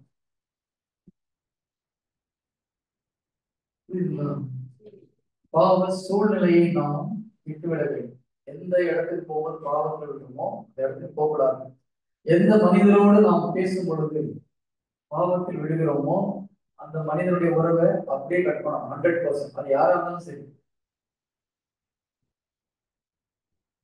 இதெல்லாம் செய்யாம நம்ம பாவத்திலிருந்து வெளியே வரணும்னு நினைச்சீங்கன்னா ஒண்ணும் நடக்காது. கரெக்டா? 20 வருஷம் 30 வருஷம் ஜெபம் பண்ணாலும் எல்லா புனிதர்களும் இதை கடைபிடித்தார். பாவ இடத்தை, பாவ சூழ்நிலையை தவிர்த்தார்கள். பாவத்தில் விட வைக்கிற மனிதர்களோடு அவர்கள் பேசவில்லை. மூணாவது, பாவத்தில் விட வைக்கிற பொருளை வச்சிருக்க கூடாது. மொபைல்ல பார்த்தோம்னா பாவத்தில் விடுறது என்ன பண்ணணும்? தூக்கி போட உடச்சிடணும். சிரிக்கிற விஷயம் கிடையாது, சீரியஸான விஷயம். நீங்க சோஃபால உட்காந்து படிக்கிறீங்க, பைபிள் படிக்கிறீங்க, நல்ல தூக்கம் ஒருத்தர் என்ன பண்ணணும்? ஒன்ல சோஃபா விட்டு வெளியே போனா என்ன சீட்டுமா? ரெண்டுல ஏதாவது ஒன்று. எந்த பொருட்கள் நம்மை பாவத்தில் விட வைக்கிறதோ அந்த பொருட்களை நம்ம வச்சிருக்க கூடாது, எல்லாம் இடத்த காலி பண்ணணும். ஹalleluya. இந்த மூணு பொருட்களை அவசியமா பாவத்துல விடாம இருக்கணும். Praise the Lord. ஓகே, இதுல நம்முடைய உடலை பற்றி நமக்கு தெரியும். அடுத்தபடியா நம்முடைய ஆத்மா. இந்த ஆத்மால என்ன நடக்குதுன்னா, நம்முடைய எண்ணங்கள் எல்லாம் நம்முடைய ஆத்மாவில தான் நடக்குது. திங்கிங், இதெல்லாம் நம்ம நினைக்கிறோமோ, நம்முடைய உணர்வுகள், நம்முடைய டிசிஷன் எல்லாம் எங்க எடுக்கிறோம்? நம்முடைய ஆத்மாவில இருக்கு. நம்முடைய ஒண்ணுல ஒரு ஒரு பொருளை டேஸ்ட் பண்றோம், சூப்பர் டேஸ்டா இருக்கு, சந்தோஷமா இருக்கா இல்லையா? அது எங்க இருந்து வருது? நம்முடைய ஆத்மா உணர்வுகள் நம்முடைய ஆத்மால வருது. நீங்க பார்க்கிற காட்சிகள், கேட்கிற வார்த்தைகள் எல்லாம் எங்க ரிஃப்ளெக்ட் ஆகுது? நம்முடைய ஆவியில ரிஃப்ளெக்ட் ஆகும். இப்போ உங்களுடைய ஆத்மா என்னால தொட முடியுமா? ஆத்மாவை தொட முடியுமா? ஆத்மாவை பார்க்க முடியாது. தொட முடியுமா? ஆக்சுவலா பிசிக்கலா தொட முடியாது, ஆனா இன்டெரக்டா தொட முடியும். கிட்ட ஒரு 4 கிட்ட திட்டோம்னா என்ன ஆகும்? உணர்வுகளை டச் பண்ண முடியுமா? முடியாது. முடியும். நேரம் தொட முடியாது, இன்டெரக்டா நம்முடைய ஆத்மாவை தொட முடியும். சிஸ்டர், இந்த ட்ரெஸ் உங்களுக்கு சூப்பரா இருக்கு அப்படின்னும் போது ஒரு சந்தோஷம் இல்லையா? ஹஸ்பண்ட் சொல்றாரு, நீங்க என்னமா புது ட்ரெஸ் ரொம்ப அழகா இருக்குன்னா சந்தோஷமா இருக்கா இல்லையா? எந்த லேடிஸும் வாய என் வீட்டுக்கு சொல்றதே இல்லையா சிஸ்டர்? சொல்ல போறீங்க இல்லையா? ஜென்ஸுக்கு ஒரு முக்கியமான வேண்டுகோள். லேடிஸ் நான் உண்மையை சொல்ல, சீரியஸா ஜென்ஸ் சொல்ல, கவுன்சிலிங்ல லேடிஸ் சொல்றது 2 விஷயம், 2 குறைய லேடிஸ் சொல்றாங்க. ஒன்று, என் கணவர் என்னை பாராட்டுறதே கிடையாது, என் கணவர் என்ன அப்ரிஷியேட் பண்றதே கிடையாது. இது கிட்டத்தட்ட 70-80% மக்களுடைய கம்ப்ளைண்ட். பேசுவோம். அதனால தயவுசெய்து ஆண்களே, உங்களுடைய எல்லா பெண்களையும் உங்க மனைவிய அப்ரிஷியேட் பண்ணுங்க. பக்கத்தில் உள்ளவங்க அப்ரிஷியேட் பண்ணுங்க, பிரச்சனை ஆகிடும். பேசலாம். ஹalleluya. மனைவி மாத்திரம் அப்ரிஷியேட் பண்ணுங்க, குழந்தைகளை அப்ரிஷியேட் பண்ணுங்க. கரெக்டா? அடுத்தது, மனைவி மேல சொல்றது ஒரு கம்ப்ளைண்ட், என் கணவன் என்ன அன்பு செய்யறதே கிடையாது. எத்தனை ஆண்கள் இதை ஒத்துக்க முடியும்? ஒருத்தர் ஒத்துக்க மாட்டாங்க. புரியுதுங்களா? இதே கொஸ்டின் ஆண்களை கேட்டிருக்கேன். உங்க ஒய்ஃப் இப்படி சொல்றாங்க, கல்யாணம் 25 வருஷம் ஆச்சு, இதுக்கப்புறம் தான் நான் சொல்லி தெரியணுமா அவளுக்கு கேட்கறான். 2 பிரச்சனை. புரியுதா? ஆண்கள் எல்லாத்தையும் இங்கே வச்சுக்கிறாங்க, ஆனா சொல்றது கிடையாது. நம்ம உண்மையிலே சொல்லணும். ஒவ்வொரு ஆணும் தன் மனைவியை பார்த்து என்ன சொல்லணும்? ஐ லவ் யூ சொல்லணும். சரி, நல்லா கவனிச்சு பாருங்க. யாருக்கு புத்தி சொல்றாங்க? குழந்தைக்கு புரியுது. ஒவ்வொரு கணவனுடைய ஒரு முக்கியமான வேலை, மனைவியை பார்த்து டெய்லி என்ன சொல்லணும்?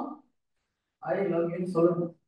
பைபிள்ல இருக்குது, எழுதுங்களா? ஆமா, என்ன எழுதுவாங்க பிரதர் அப்படிங்களா? மனைவி கணவனுடைய ஒரு முக்கியமான வேலை, மனைவியை பார்த்து ஐ லவ் யூ கம்பல்சரியா சொல்லணும். மனைவியை பாராட்டுவது மிக மிக அவசியம். ஒய்ஃபும் திருப்பி சொல்லணும் அதே மாதிரி, யார் முதல் சொல்றீங்கன்னு கேட்கறது, யாரோ வந்து சொல்லுங்க, ஒருத்தர் திருப்பி சொல்லு, டெய்லி சொல்லணும். இது சொல்லி பாருங்க, பாதி பிரச்சனை சரியா போயிடும். பிரைஸ் தி லார்ட், ஹalleluya. அப்ப நம்முடைய உணர்வுகள், நம்முடைய எண்ணங்கள் எல்லாம் என்ன இருக்குது, ஆத்மால வருது. இங்க என்ன இருக்குன்னு யாருக்குமே தெரியாது. நம்முடைய ஆவியில என்ன இருக்குன்னு நமக்கு தெரியாது. ஏன்னா ஆவிக்கு உணர்வு கிடையாது. ஆவியில என்ன இருக்குன்றத நீங்க பைபிள் படிச்சுதான் கண்டுபிடிக்கணும். பைபிள் படிக்கும்போது ஆவி சொல்லுது, பைபிள் என்ன சொல்லுது, நான் கடவுளுக்குள் புது படைப்பாக மாற்றப்பட்டிருந்தேன், படையில எல்லாம் படித்தன எல்லாம் புதிதாகின. அந்த புதிதானது எங்க இருக்குது, இங்க எல்லாம் புதுசா போச்சு. எப்பொழுது நீங்க ஞானஸ்தானம் வாங்குகிறீர்களோ உங்களுடைய ஜென்ம பாவம் உங்களுடைய ஆவியிலிருந்து நீக்கப்பட்டு உங்களுடைய ஆவி முழுவதும் புதுப்பிக்கப்படுகிறது. புதிய பிராண்டையும் ஸ்பிரிட் கடவுள் கொடுக்கிறார். பரிசுத்தாவியும் அதை முத்திரையிடுகிறார். உள்ள வந்து யாரும் உட்கார்ந்து இருக்கிறது, ஜீசஸும் ஹோலி ஸ்பிரிட் இங்கதான் உட்கார்ந்துருக்கான். நல்லா ஞாபகம் வச்சுக்கோங்க, ஆவியானவர் இருப்பது இங்கதான், இயேசு கிறிஸ்து இருக்கிறது இங்கதான். கடவுள் பேசுறாருன்னு சொல்றாங்க இல்லையா, கடவுள் இங்கதான் பேசுவார், நம்முடைய ஆவியை பேசுவார். ஏன்? கடவுள் ஆவியாக இருக்கிறார். யோவான் 4வது அதிகாரம் 24வது இறை வார்த்தை, கடவுள் ஆவியாக இருக்கிறார். God is spirit. Our worship பண்றவங்க எங்க சரி ஸ்பிரிட் பண்றது worship பண்ணணும், அவருடைய நம்முடைய ஆவியில் அவரை worship பண்ணணும். அவர் நிறைய பேர் கடவுள் பேசுறாரு இங்கே பேசுவார் நினைச்சிட்டு இருக்காங்க. கடவுள் இங்க பேசு, நம்முடைய ஆவியில் பேசுவார். அவர் எப்பவும் பேசியிருந்தார்கள், நல்லா கவனிச்சுக்கோங்க. எல்லோரோடும் கடவுள் பேசி கொண்டிருக்கிறார். இப்ப நம்ம எங்க இருக்கிறோம்னா, நம்ம எங்க உட்கார்ந்துட்டு இருக்கோம், வெறும் சிந்தனையிலையும் ஆவியிலையும் இருக்கிறோம். எப்பொழுது நீங்கள் இங்க போக்கஸ் பண்றீங்களோ கடவுள் பேசுறது கேட்கும். அதான் ஞாபகம் வச்சுக்கோங்க, கடவுள் பேசுறதை கேட்கணும்னா நீங்க இங்க உங்களுடைய சிந்தனையை கொண்டு வர வேண்டும். பிரைஸ் தி லார்ட், ஹalleluya. எத்தனை பேருக்கு கடவுள் பேசுறது கேட்கணும்னு ஆசையா இருக்கு? ஓகே, வெரி குட், நன்றி. கேட்க முடியும், எல்லாருக்கும் கேட்க முடியும்.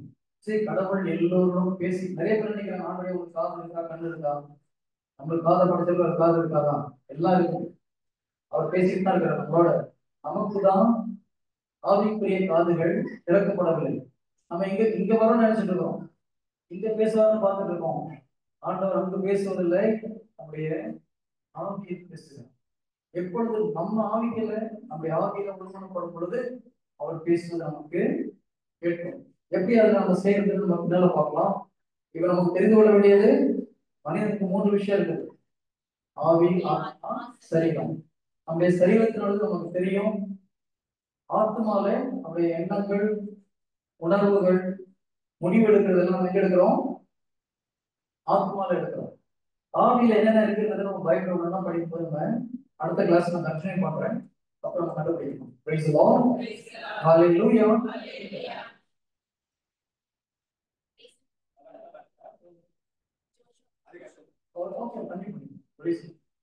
இன்னொரு 15 மினிட்ஸ் கண்டினியூ பண்றோம், ஓகேங்களா? இது பாதி ஓடணுமா, கண்டினியூ பண்ணிடலாம் இல்லையா? ரொம்ப மோசமான வழியில வந்து சொல்லுங்க. Price the lord, hallelujah. Okay, இதுல ஒரு முக்கியமான காரியத்தை பார்ப்போம்.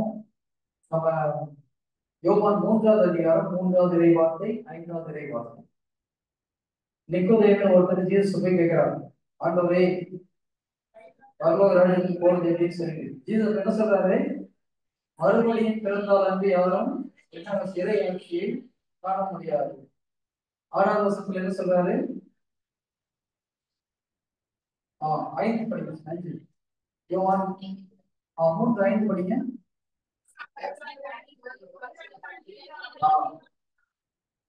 ஞானஸ்தானம் பெறும் அப்படியா கன்னியாலும் புதியாவியான ஞானஸ்தானம் பெறும் பொழுது, ஓகே. 6வது என்ன சொல்றாருன்னா, மனிதரால் பிறந்தவர்கள் மனித இயல்பை உடையவர்கள், ஆவியில் பிறந்தவர்கள், புதிய ஆவியில் பிறந்தவர்கள். நீங்க மனிதனா பிறந்தீங்கன்னா ஆவியில் பிறந்தீங்க. எத்தனை பேர் போனவங்க இருக்கீங்க? எத்தனை பேர் மறுபடியும் பிறந்திருக்கீங்க? எல்லாரும் கவனம், உங்களுக்கு பிறந்தீங்கன்னா சொல்லுங்க. ஒரு 4 பேர் தான் கைது போறீங்க. நான் மறுபடியும் கேள்வி கேட்கிறேன், எத்தனை பேர் மறுபடியும் பிறந்திருக்கிறீர்கள், அல்லது ஆவிக்குள் பிறந்திருக்கிறீர்கள்?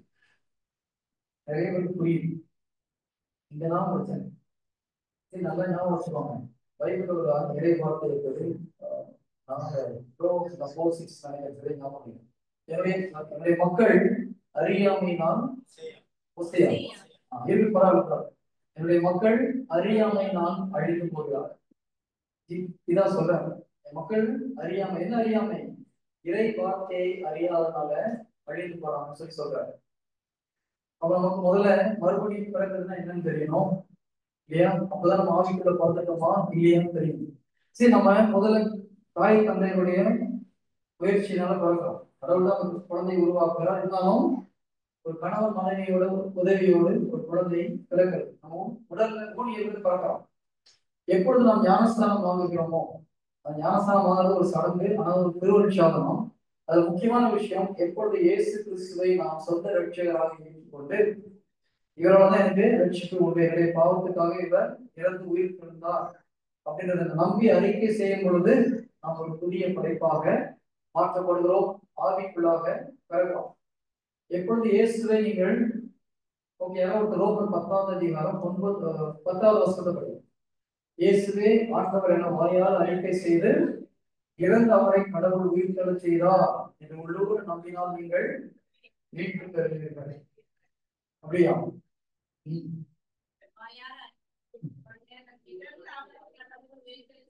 இறந்த அவரை கடவுள் உயிர்த்தெழச் செய்தார் நீங்கள் நம்பும் பொழுது கடவுளுக்கு ஏற்புடையவராக மாறுகிறீர்கள். வாயார அறிக்கை செய்யும் பொழுது மீட்படும். நம்ம விசுவாச பிரமாணம் எதுன்னு சொல்ல தெரியுமா? இதனாலதான் விசுவாச பிரமாணம் சொல்றது முக்கியமான காரணம். அந்த நீங்க கடவுள் எனக்காக இறந்து உயிர்த்திருந்தால் நம்பும் பொழுது கடவுளுக்கு ஏற்புடையவராக மாறுகிறோம். ஆனால் மீட்பு எப்போ வருது? அதை அறிக்கை செய்யும் போதுதான் மீட்பு வரும். அதனாலதான் யாராவது பேய் பிடிச்சவங்களுக்கு விசுவாசம் சொல்லுவான். எதனால பேய் பிடிச்சவங்க விசுவாசம் செய்ய சொல்றாங்க சொல்லுங்க. ஞானஸ்தானம் எப்படி கொடுக்குறோம்? முதல்ல பேயை விட்டு விடுகிறீர்களா? விட்டு விடுகிறோம். அடுத்தது அதனுடைய பழைய காலத்துல 6 வாரங்களை விட்டு விடுகிறீர்கள். 6 வாரம் என்னது? சாத்தானுடைய செயல் எல்லாம் விட்டு விடுறீங்களா? அதுக்கப்புறம் கேட்கிறோம், நம்ம விசுவாச பிரமாணம் சொல்லிக்கிறோம். ஓகேங்களா? அதனால நீ விசுவாச பிரமாணம் சொல்லும்போது சாத்தானுக்கு நீ என்ன உண்மையிலே நான் மறுபடியும் ஞானஸ்தானத்தை புதுப்பிக்கிறீங்க. ஆட்டோமேட்டிக்கா சாத்தான் நிக்க முடியாது. ஏன்னா ஞானஸ்தானத்தை புதுப்பிக்கும் போது நீங்க கடவுளுடைய பிள்ளைகள் உறுதி செய்யும். நிறைய நேரத்தில் பேய் பிடிச்சவங்க விசுவாச பிரமாணம் சொல்ல முடியாது. பேய் ஓட்டுற இடத்துல நீங்க ஒரு பேய் ஓட்டணும்னு போறீங்கன்னு சொல்லுவோம். ஒரு சின்ன டவுட்டா இருக்கு, உண்மையிலே பேயா இல்லையா டவுட் என்ன செய்ய சொல்லணும்? விசுவாசம் பண்ண சொல்லணும். ஒழுங்கா சொல்லிடுச்சுன்னா அது நடிக்குதுன்னு அர்த்தம். என்ன அர்த்தம்? பேய் வந்த மாதிரி நடிக்கிறாங்களா இருக்கான். விசுவாசம் பண்ண கேட்டுச்சு என்ன பண்ண பேய் விசுவாசம் பண்ண தெரியாதவங்க நடிக்கும். பட் நார்மலா விசுவாசம் பண்ணது ஒழுங்கா சொல்ல முடிஞ்சுன்னா பேய் கிடையாது. ஓகேங்களா? அது பேய் பிடிச்சவங்களால சொல்றது கஷ்டப்படும். ஓகே, எங்க வந்தோம்? ஓகே, இப்ப நம்ம ஸ்பிரிட்ல என்ன இருக்குன்றது நம்ம ஆவியில் பிறக்கணும் இல்லையா? ஆவியில பிறக்கும் பொழுது என்ன ஆகுதுன்னா நம்முடைய ஜென்மம் ஆதாம் ஏவாள் படைக்கப்பட்ட பொழுது அவனுடைய ஆவி ஆத்மா சரீரம் மூன்றுமே பரிசுத்தமாக இருந்தது. அதனால கடவுள் அவன் நேரம் பார்க்க முடிந்தது, கடவுளோடு பேச முடிந்தது, கடவுள் பேசியது கேட்க முடிந்தது. அவர்கள் பாவத்தில் விடும் பொழுது ஆவி கரைப்பட்டு போனது, ஆத்மா கரைப்பட்டு போனது. அதனால உடல்ல நோயும் வந்தது. கரெக்டா? ஞானஸ்தானத்தின் போது நம்முடைய ஆத்மாவும் ஆவியும் இயேசு கிறிஸ்துவின் ஸ்பிரிச்சுவல் பாடிக்குள்ள வரியாகி திரும்பி மேல உயிர்த்தெழுந்து வர்றதுனால நம்முடைய ஆவி முற்றிலுமாக புதுப்பிக்கப்பட்டு விட்டது. நான் இதை மட்டும் எடுக்கணும்னா ஒரு நாள் எடுக்கலாம், அவ்வளவு காரியங்கள் இருக்குது ஞானஸ்தானத்தை பற்றி. அதனால அவ்வளவு போக முடியாது. பட் ஒன்று தெரிஞ்சுக்கோங்க, நம்ம ஞானஸ்தானம் ஆகும்பொழுது அல்லது இயேசு கிறிஸ்துவை சொந்த ரட்சகராக ஏற்றுக்கொள்வது உண்மையில என்ன நடக்குது? நம்ம உடனே ஜென்ம பாவம் போச்சுன்றோம். ஜென்ம பாவம் என்ன பண்ணுச்சுன்னா இந்த ஆவியை ஆத்மா சரீரம் எல்லாத்தையும் கரைப்படுத்துச்சு. ஞானஸ்தானம் இந்த ஆவியை முற்றிலும் புதிதாக்கி ஒரு புது படைப்பாக நம்மை மாற்றுது. அதனால பைபிள் என்ன சொல்லுது? இயேசு கிறிஸ்துவோடு இணைந்திருப்பவர்கள் பழைய எல்லாம் பழைய போச்சு, எல்லாம் புதிதாயிடுச்சு. எது புதிதாயிடுச்சு? ஆத்மா புதித, ஆத்மா கிடையாது, ஆவி புதிதாயிடுச்சு. இந்த ஆத்மா புதிதாகவில்லை. அது ஞாபகம் வச்சுக்கணும். அது ரொம்ப முக்கியம். ஆவியை புதுப்பிக்கிறது யாருடைய வேலை? ஆத்மாவை புதுப்பிக்கிறது யாருடைய வேலை? அதுதான் நம்முடைய வேலை. எப்பொழுது சரி கடவுள் இதை செஞ்சு முடிச்சிட்டார், நம்முடைய வேலை ஆத்மாவின் புதுப்பிப்பு. அதுதான் ரோமர் 12:2 என்ன சொல்றாரு? இந்த உலகத்தின் போக்கின்படி நீங்கள் உலகாவிற்கு மாறாக உங்களுடைய உள்ளம் புதுப்பிக்க பெற்று மாற்றம் அடைவதாக. எப்பொழுது நம்முடைய மைண்ட் ரினியூ ஆகுதோ, உள்ளம் புதுப்பிக்கப்படும் பொழுது நம்முடைய ஆத்மா புதுப்பிக்கப்படுகிறது, பரிசுத்தமாக்கப்படுகிறது. உங்களுடைய ஆவி ஏற்கனவே பரிசுத்தமாக்கப்பட்டாச்சு. ஆத்மா பரிசுத்தமாக்கப்படும் என்ன ஆகும்? உடல் இருக்கிற நோய் ஆட்டோமேட்டிக்கா வெளியில போயிடும். அப்ப நமக்கு நோய் வர்றதுக்கு முக்கியமான காரணம் என்ன? என்ன? ஆத்மா கரை விட்டு போனதுனாலதான் நோய் வரும். புரியுதுங்களா? ஒவ்வொரு நோய்க்கும் ஒரு சில பாவங்கள் காரணமா இருக்கும். கோபம் ரொம்ப அதிகமாச்சுன்னா தெரியுமா எது நோய் வரும்? பைல்ஸ் கம்ப்ளைண்ட் வரும். யாருக்காவது வேணும்னா எல்லாத்தையும் கோவப்படுவோம். புரியுதுங்களா? சில வெளியில கோவமே பட மாட்டாங்க, உள்ள இருக்கும். இருந்தாலும் உடனே வராது. கொஞ்சம் இசை ஆத்மாவில் என்னென்ன பிரச்சனை இருக்கும் ஸ்லோவா கொஞ்ச நாள் கழிச்சு உடல்ல அது வெளிப்படும். யாரையாவது மன்னிக்க முடியாம மனசுல வச்சுட்டீங்கன்னா என்ன ஆகும்? பின்னால பின்னால்தான் சொல்லணும். மன்னிக்க முடியாமல் ஒரு செய்த தவறுகளை நினைத்து கொண்டிருந்தோம்னா கேன்சர் வருவதற்கு நிறைய வாய்ப்பு உண்டு. ஆனா கேன்சர் பேஷண்ட் எல்லாம் மன்னிக்க முடியாம சொல்லிட்டாரு. அப்படி கிடையாது. கேன்சர் வருவதற்கு ஒரு முக்கியமான காரணம் மன்னிக்க முடியாமல் இருக்கு. கேன்சர் என்ன ஆகுது? உடல்ல ஒரு தேவையில்லாத செல்லு அதிகமா மல்டிப்ளை ஆகிட்டே இருக்கு. அதே போல நம்ம என்ன பண்றோம்? மன்னிக்க முடியாதவங்க யாரோ ஒரு விஷயத்த தேவையில்லாத ஒரு விஷயத்தை திரும்ப திரும்ப நினைச்சுட்டே இருக்கிறோம். அப்போ ஆட்டோமேட்டிக்கா என்ன ஆகுது? தேவையில்லாத செல் உற்பத்தி ஆகிட்டே இருக்கும். பேசுவோம். ஹல்லேலூயா. கேன்சர் வர கை தூக்க பார்க்கணும். அது ஆமா, ஒருத்தர் அதுவும் கை தூக்குறாரு. நான் சொல்றது என்ன கவனிச்சு கை தூக்குங்க. ஓகேங்களா? யாரு மேலேயாவது மன்னிக்க முடியாம உட்காந்துருக்கணும். உலகம் கன்ஃபெஷன் நடக்கும்போது மதியானம் பாவ சீக்கிரம் போய் சொல்லிடலாம்.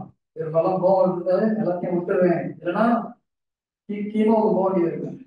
இருக்கிற 4-5 முடியும் கொட்டி போயிடும். பயங்கர பிரச்சனை. சொல்லுவோம். ஹல்லேலூயா. தயவு செய்து மன்னிச்சு உங்களுக்கு கெஞ்சி கேட்டுக்கொள்கிறேன். மன்னிக்கலன்னா மோட்சத்துக்கு போறது கேரண்டி கிடையாது. நான் சொல்றது திருச்சபையே சொல்லு. அதாவது போவீங்க நான் சொல்ல வரல. ஆனா மோட்சத்துக்கு போறது கேரண்டி கிடையாது. நம்ம பரலோக மந்திரத்துல என்ன சொல்றோம்? நாங்கள் மற்றவர்களை மன்னிப்பது போல நாங்கள் மற்றவர்களை மன்னிக்காதது போல. அதுலதான் அர்த்தம். புரியுதுங்களா? நாங்கள் மற்றவங்களை மன்னிக்காததும் நீ எதையும் மன்னிக்காதுன்னு சொல்றோம். பீ கேர்ஃபுல். யாரையாவது நீங்க மன்னிக்காம இருந்தீங்கன்னா உங்கள் பாவங்கள் மன்னிக்கப்படுறதுக்கு சான்சஸ் கம்மி. இயேசு கிறிஸ்து மன்னிச்சிட்டார். இருந்தாலும் அதை நீங்கள் பெற்றுக்கொள்ள வேண்டும் என்றால் நீங்கள் மன்னிப்பு கொடுப்பது வேணுங்க அவசியம். Praise the lord. Hallelujah. Hallelujah. நம்முடைய ஆவியில் முற்றிலுமாக நாம் புதிக்கப்பட்டிருக்கிறோம். நம்முடைய இயல்பு மாறிவிட்டது இல்லையா? யோவான் 3:6 என்ன சொல்றது? மனித முறைப்படி பிறப்பவர்கள் மனித இயல்பை கொண்டிருப்பார்கள், ஆவியில் பிறப்பவர்கள் பரிசுத்த ஆவிக்குரிய இயல்பை கொண்டிருக்கிறோம். நிறைய பேர் என்ன சொல்றாங்க? பாவம் செய்வது மனிதனுடைய இயல்பு. அது மனிதன் விழுந்து போன மனிதனுடைய இயல்பு, கிறிஸ்தவனுடைய இயல்பு கிடையாது. நல்லா ஞாபகம் வச்சுக்கோங்க. பாவம் செய்வது இந்த உலகத்தில் வாழ்கிற மனிதனுடைய இயல்பு, கிறிஸ்தவனுடைய இயல்பு கிடையாது. உங்கள் இயல்பு என்னது? ஆவிக்குரிய இயல்பு, மனிதனுடைய இயல்பு கிடையாது. இதை எத்தனை பேர் மனசுல புதுப்பிக்கிறீங்களோ அவங்களால ஈஸியா பாவத்துல இருந்து வெளியில வர முடியும். நிறைய பேர் என்ன சொல்றீங்க? ஆண்டவரே நான் பாதி ஆண்டவரே, நான் குப்பா ஆண்டவரே, நான் தூசு ஆண்டவரே, புழு ஆண்டவரே. அப்படிதான் இருக்கும். நீ எதை வாயால் அதிக செய்தியோ அது நடக்கும் பைபிள் சொல்லு. கரெக்டா? நீ சொல்லுவதெல்லாம் நடக்கும். பைபிள் இருக்கா இல்லையா? 6:11-23 என்ன சொல்லியிருக்கு? மலை பார்த்து பெயர்ந்து கடலில் போய் விடு என்று நீ உள்ளத்தில் ஐயம் எதுவும் இன்றி சொல்லலாம். சொன்னவாறு நம்ம என்ன சொல்றோம்? நான் குப்பை, நான் தூசி, நான் உனக்கும் உதவாடுவேன். என்ன ஆகும்? அப்போ நிறைய பேர் வாழ்க்கையில ஏன் ஒண்ணு உட்படாம போது புரியுதா? அந்த மாதிரி வாயில் சொல்லாது.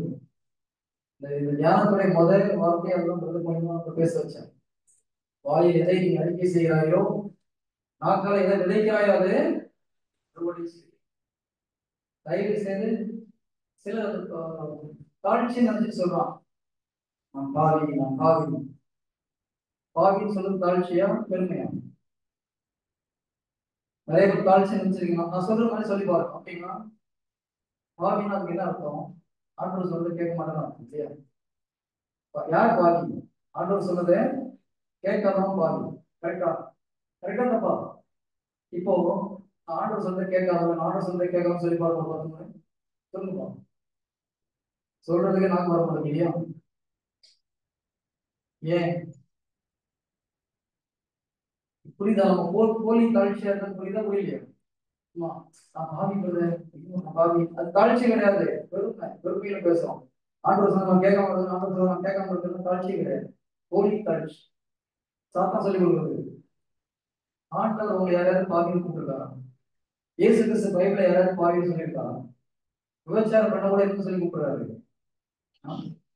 பெண்மை விபச்சாரின்னு கூப்பிடுறது. ஆனா நம்ம என்ன சொல்றோம்? ஆண்டவரை நான் பாவி, ஆண்டவரை பாவி. எதை சொல்றோமோ அது நடைபெறும் வாழ்க்கை. Praise the Lord. Hallelujah. சரி, நல்லா ஞாபகம் வச்சுக்கோங்க.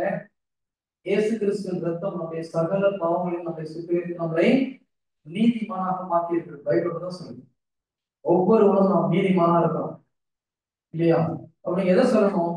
சரி, இங்க பாத்தீங்கன்னா நம்மை முற்றிலும் புதிதாக்கி நம்மளை நீதிமானாக மாற்றி இருக்கிறார். நீங்க அதை தான் அறிக்கை பண்ணணும். இயேசு கிறிஸ்துனால் கழுவப்பட்ட நீதிமான் நான் பரிசுத்தன். அதை எப்படி சொல்றீங்க? நான் பாவி. அது மறந்துருங்க, தயவுசெய்து சொல்லாதீங்க. நான் பலவான். பைபிள்ல வசனம் இருக்கு, எக்ஸாக்ட் மறந்து போச்சாலும் பழைய ஏற்பாட்டுல பலவீனன் தன்னை பலவான் என்று சொல்லிக் கொள்ளப்போம். ஆண்டவர் தான் சொல்றாரு, இதான் சொல்லிக் கொடுக்குறேன். பலவான் பலவீனன் பலவீனன் சொல்லாத, வீக்னஸ் வீக்னஸ் சொல்லாத. வயசாகி போயிடுச்சு வயசாகி போயிடுச்சுன்னு சொன்னா என்ன ஆகும்? சீக்கிரம் வயசாகி போகும். தேவையா? ஒரு பக்கம் மேக்கப் நிறைய செலவு பண்ணிட்டு வயசாகி போயிடுச்சு வயசாகி என்ன ஆகும்? மேக்கப் ஒர்க் அவுட் ஆகும், வார்த்தை ஒர்க் அவுட் ஆகும். வயசு 70 வயசுல பியூட்டிஃபுல்லா இருக்க முடியுமா? முடியாது. பைபிள் ஒரு அருமையான ஒரு நிகழ்ச்சி இருக்கு. 75 வயசுல சாராள பார்த்த ஒரு அரசர் ஆசிரியர்னா லவ் பண்றாரு. லவ் இல்ல, அட்ராக்ட் ஆகிறார். நம்ம ஊர்ல 75 வயசு அவளை என்ன சொல்லுவோம்? கிழவின்னு சொல்லுவோம். ஆனா ராஜா கண்ணுக்கு அவ்வளவு அழகா தெரியாது. ஏன் தெரியுமா? டெய்லி அப்புறம் என்ன பண்ணா தெரியுமா? ரொம்ப அழகா இருக்கிறேன், என் கண்ணுக்கு அழகா இருக்கிறேன்னு சொன்னார். பைபிள்ல போட்டு நான் சொல்லல, எல்லாம் எங்க ஒரு மாதிரி பாக்குறீங்க. பைபிள் எல்லாம் படிச்சு பாருங்க, ஓகேங்களா? அவர் ஒவ்வொரு சொல்றாரு, நீ கண்ணுக்கு அழகா இருக்கிற, அதனால எவனா பார்த்து தூக்கி போறான், எந்த பொண்ணு பொண்ணு போட்டு அவன் தூக்கி போயிடுவான், அதனால சகோதரின்னு சொல்லியிருக்கிறார். ஒரு இடத்துல இல்ல, 2 இடத்துல. ராஜா கண்ணுக்கு அவ்வளவு அழகா இருக்கான். அந்த காலத்து ராஜாக்களுக்கு பாதையிலே என்னது, எந்தெந்த ஊர்ல எந்தெந்த பொண்ணு அழகா இருக்குன்னு பார்த்து கூட்டு போறோம். ராஜா கண்ணுக்கு ரொம்ப அழகா தெரியும்னா அந்த ஊர்லயே ரொம்ப பேரழகியான சாரால் இருந்திருக்கான். காரணம் என்ன? விசுவாசத்தின் தந்தை டெய்லி என்ன சொன்னாரு? யூஆர் பியூட்டிஃபுல் பியூட்டிஃபுல் சொன்னார். பேசலாம். கணவன்மார்களே உங்க மனைவி அழகா இருக்குன்னு என்ன சொல்லணும்? நீ சூப்பரா இருக்க சூப்பரா இருக்கு சொன்னா போய் பழகாயிடும். அதெல்லாம் சொல்ல மாட்டேங்காரு. பக்கத்துல இருக்கிற பையன் தான் சொல்றான் தெரியுமா? நீங்க சொல்லலாம், பக்கத்துல இருக்கிறவங்க சொல்லுவாங்க, அவங்க கூட தான் நீங்களே சொல்லிருக்கணும். பிரைஸ் எல்லாம் நிறைய ஆட்கள் செய்யறது தப்பு. இந்த மேரேஜுக்காக சொல்லுங்க. நான் எடுத்து ஒரு 2 மணி நேரம் ஆயிடும் மேரேஜ் போய். மனைவியை அப்ரிஷியேட் பண்றது தன்னுடைய தலையாய கடமை. பிரைஸ் எல்லாம் ஹல்லேலூயா. சோ தயவுசெய்து வயசாகி போச்சு, நான் பாவி, ஒண்ணுக்கு உதவாத விஷயம் இப்ப சொல்லக்கூடாது. சரி, கடவுளுடைய பிள்ளைகள்னா கடவுள் சொன்னதெல்லாம் நடந்தா நடக்கலையா? நீங்க கடவுளுடைய பிள்ளைங்கன்னு நம்புனீங்கன்னா நீங்க சொல்றதெல்லாம் நடக்கும். அப்போ உங்க வாயில இருந்து நீங்க எதை பார்க்க விரும்புறீங்களோ அதை மாற்ற சொல்லணும். Praise the Lord. Hallelujah. இதை நம்ம அடுத்த கிளாஸ்ல கண்டினியூ பண்ணணும், ஓகேங்களா? ஸ்பிரிட், சோல் அண்ட் பாடி, இது மூன்றும் சேர்ந்துதான் ஒரு மனிதன். நம்முடைய ஆவி புதுப்பிக்கப்பட்டு விட்டது, நாம் நீதிமானாக மாற்றப்பட்டு இருக்கிறோம். நம்முடைய ஆவியில என்னென்ன இருக்குன்னு சொல்றது பார்த்துக்கோங்க, தினமும் சொல்லணும். நான் ஒரு காலத்துல பாவியா இருந்தேன், பரதேசியா இருந்தேன், இப்போ புனிதனாக மாறிவிட்டேன். ஆண்டவருடைய ரத்தத்தினால் நான் நீதிமானாக மாற்றப்பட்டு விட்டேன். நான் பலவீனம் அல்ல, நான் பலவான். இதுதான் புனித பவுல் சொல்றாரு. நான் ஒரு காலத்துல ஒண்ணு போதாம தான் இருந்தேன். ஆனால் எனக்கு வரும் துணை கொண்டு எல்லாவற்றையும் என்னால் செய்ய முடியும். அதுக்குள்ள ஆப்ஷன் நான் கொடுக்கிறார். என்னுடைய நம்பிக்கையினால சொல்றாரு, எனக்குள் இருப்பவரின் துணை கொண்டு எதையும் செய்யும் ஆற்றல். பேசுவோம். ஹalleluya. ஹalleluya. ஆமென். ஏன் மெசேஜ்? ஓ வெரி குட், சூப்பர். ஒரு பிரைஸ் மெஷின் போனா என்ன செய்யலாம்? எல்லாரும் புதுல ஒரு பாட்டு பாடலாமா? இந்த பிரதர் போதே பார்த்துட்டு இருக்கோம். என்ன கொண்டு வருவாங்க தான் போட வேண்டியது. ஓகே, கண்களை திறந்து கரங்களை கட்டி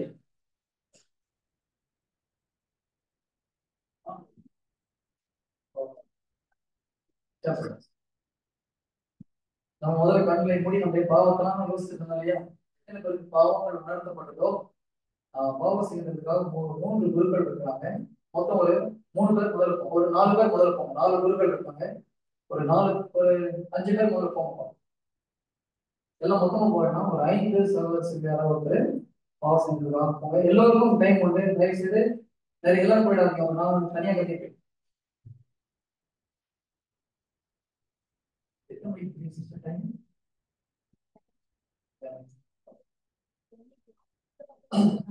ஓகே, கரங்களை தட்டி குதூகலம் கொண்டாட்டமே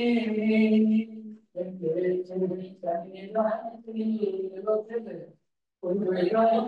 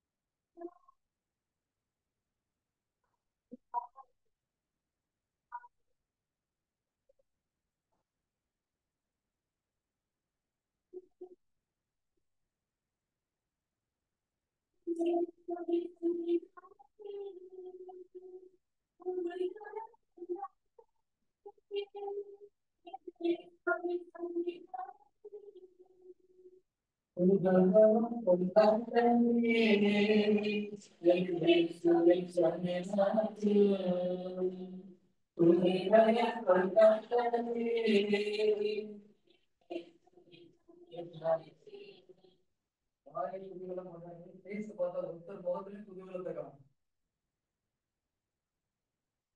ஓகே, எல்லாரும் பாடலாம். அடுத்த முறை அந்த பாட்டு பாடும்போது உண்மையா குதூகலமா பாடலாம். Price the Lord. ஓகே,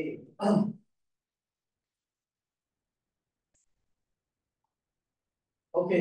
ஆவி ஆத்மா சரீரம் அப்படிங்கிற ஆவி புதுப்பிக்கப்பட்டு விட்டது. இப்ப நம்ம என்ன பண்ணணும்? சரி, நல்லா கவனிச்சுக்கோங்க. நம்ம நாட்டுல எப்படி செயல்படுறோம்ன்றது ரொம்ப முக்கியம். நம்ம இந்த ஐம்புலன்களினால் கண்ணால பாக்குறது, காதால கேட்கறது, இதை வச்சு என்ன பண்றோம்? நம்முடைய சிந்தனைகள்ல டிசிஷன் எடுக்கிறோம். கரெக்டா? எதை பார்க்கிறோமோ அதை வச்சு நம்முடைய சிந்தனைகள் டிசிஷன் எடுத்து நம்முடைய பாடி கட்டுப்பாடு பண்ணணும். ஒரு காரியத்தை விசாரிச்சு காதால கேட்டுட்டு பார்த்துட்டு இதை செய்யணும். அப்படி செய்யும் பொழுது உலக மக்களுக்கும் உங்களுக்கும் எந்த ஒரு வித்தியாசமும் கிடையாது. இன்னைக்கு கிறிஸ்தவர்களுக்கும் மற்றவர்களுக்கும் எந்த வித்தியாசம் இல்லாமல் காரணம் என்ன? நம்முடைய மனசு சொல்றது நம்ம செய்யறோம். கரெக்டா? இந்த மனசு எங்க இருந்து கண்ட்ரோல் ஆகுது? நீங்க கண்ணால பார்க்கறது, காதால கேட்கறத வச்சுட்டு உங்களுடைய உணர்வு பூர்வமாக மனதில் இருந்து ஒரு டெசிஷன் எடுத்து நம்ம செயல்படுறோம். உலக மக்களும் இப்படிதான் செயல்படுறோம். அதுதான் ரோமர் 12:2 என்ன சொல்லியிருக்கு? இந்த உலகத்தின் போக்கின்படி உலக மக்கள் செய்யற மாதிரி நீங்களும் செய்யறீங்க. அப்படி செய்யாதீங்க. அதுக்கு பதிலாக நீங்க இங்க பார்க்கணும். ஆவியில நீ எப்படி இருக்கிறன்னு பார்த்துட்டு இந்த ஆவி உங்களுக்கு ஆவியை பார்த்து நீங்க டெசிஷன் எடுக்கணும். நம்முடைய ஸ்பிரிட்ல எப்படி இருக்கிறோம்? நம்ம பரிசுத்தமா இருக்கிறோம். ஸ்பிரிட்ல யார் இருக்கிறது? நம்ம கூட ஆண்டவர் இருக்கிறார் இல்லையா? ஆவியில நாம் நிரப்பப்பட்டிருக்கிறோம். எபேசியர் 1:3 என்ன சொல்லுது? ஆண்டவருடைய ஆவிக்குரிய அனைத்து ஆசீர்வாதங்களும் நம்ம நிரப்பப்பட்டிருக்கோம் சொல்லியிருக்கு. ஓகே. யோவான் 1 யோவான் 2:20. 1 யோவான் 2:20 வசனம் என்ன சொல்லுது? We are anointed by the Holy One and I know all things. நீங்கள் கடவுளால் அருள் பொழிவு பெற்றிருக்கிறீர்கள், அறிவை பெற்றிருக்கிறீர்கள். வசனம் என்ன சொல்லுது? நீங்கள் தூயவரால் அருள் பொழிவு பெற்றிருக்கீங்க பெறலையா? ஆனா எப்படி ஜெபிக்கிறோம்? ஆவியானவர் கொடுங்க, ஆண்டவரே கொடுங்கன்னு சொல்றோம். ஆனா பைபிள் என்ன சொல்லுது? ஏற்கனவே நீங்க அருள் பொழிவு பெற்றிருக்கிறீங்க. அப்ப என்ன பண்ணணும்? ஆண்டவரே ஆவியால் இந்த நிரப்புறதுக்கு நன்றின்னு சொன்னீங்கன்னா, இங்க இருக்கிற ஆவியானவர் நம்முடைய சிந்தனையை நிரப்பி உடலை நிரப்புவார். புரியுதுங்களா? நிறைய பேர் ஆண்டவரை வாங்க ஆண்டவரை வாங்க ஆண்டவர் எப்ப உள்ளதா இருக்கு இங்க இருந்து கூப்பிடுவான்னு சொல்றாரு. எப்படி நம்ம நோய்க்கு செபிக்கிறோமோ அதே போலதான் ஆவியானவர் செபிக்கிறோம். ஆவியானவர் ஏற்கனவே நமக்குள்ள வந்துட்டார். எல்லா ஆவிக்குரிய ஆசீர்வாதமும் இங்கதான் இருக்குது. பைபிள் தான் எபேசியர் 1:3 என்ன சொல்லுது? ஆவிக்குரிய அனைத்து ஆசீர்வாதங்களாலும் கடவுள் நம்மை இயேசு கிறிஸ்து வழியாக நிரப்பியிருக்கிறார். எல்லா கிஃப்டும் உள்ள இருக்குது. நம்ம இங்க தேடுறோம், அவர் இங்க இருந்து கொடுக்கிறார். சொல்ல புரியுதா? நிறைய பேர் ஆவியில நிரப்பப்படாமல் இருக்கிறது ஒரு முக்கியமான காரணம் ஆவியானவர் இங்க இருக்கிறார். அன்றைய எனக்குள்ள வந்ததுக்கு நன்றி, என் அபிஷேகம் வந்ததுக்கு நன்றி, என்னுடைய கொடைகளான வரலாம் நிரப்புறது நன்றின்னு சொல்லிட்டே இருங்க. ஆவியானவருடைய வல்லமையை நீங்கள் பார்க்க முடியும். அவர் 4 வருஷமா ஒவ்வொரு தியானம் சென்றா சுத்தினேன். கீழே விட மாட்டேங்கிறாங்களே, கீழே விட மாட்டேங்கிறது பயங்கர சுத்தர். ஒவ்வொரு வாட்டி போய் கவுன்சிலிங் போதும் ஆண்டு நினைப்பிருக்காருப்பா அப்படிதான் சொல்றாரு. ஏற்கனவே நினைப்பிருப்பாரு. நம்ம என்ன நினைச்சிட்டு இருக்கோம்? ஒத்துன்னு கீழே விழுந்தாதான் பரிசுத்தாங்க வல்லமையில நிரம்புதான் நினைச்சிட்டு இருக்கோம். எத்தனை பேர் அப்படி நினைச்சிட்டு இருக்கீங்க? கீழே விழுந்தாதான் பரிசுத்தாங்க வல்லமையில நிரம்பிருக்கோம்னு சொல்லிட்டு நான் தான் லூசா இருந்திருக்கேன். எல்லாம் நீங்க புத்திசாலியா இருக்கு. Very good. Praise the lord. ஹalleluya. கோவால ஒரு தியானத்துக்கு போனா அங்க ஒரு பிரதர் சொன்னாரு, you are already filled with the holy spirit. Brother நான் ஒரு மணி கீழே விழவே இல்லை, உடம்புக்கு ஒன்றும் புல் அரிக்கவும் இல்லை, சூடாகல குளிர் ஆகல, ஒன்றும் நடக்கல. ஆனா கடைசியில் இந்த வார்த்தை அறிக்கப்பட்டே இருக்கும். 1 யோவான் 2:1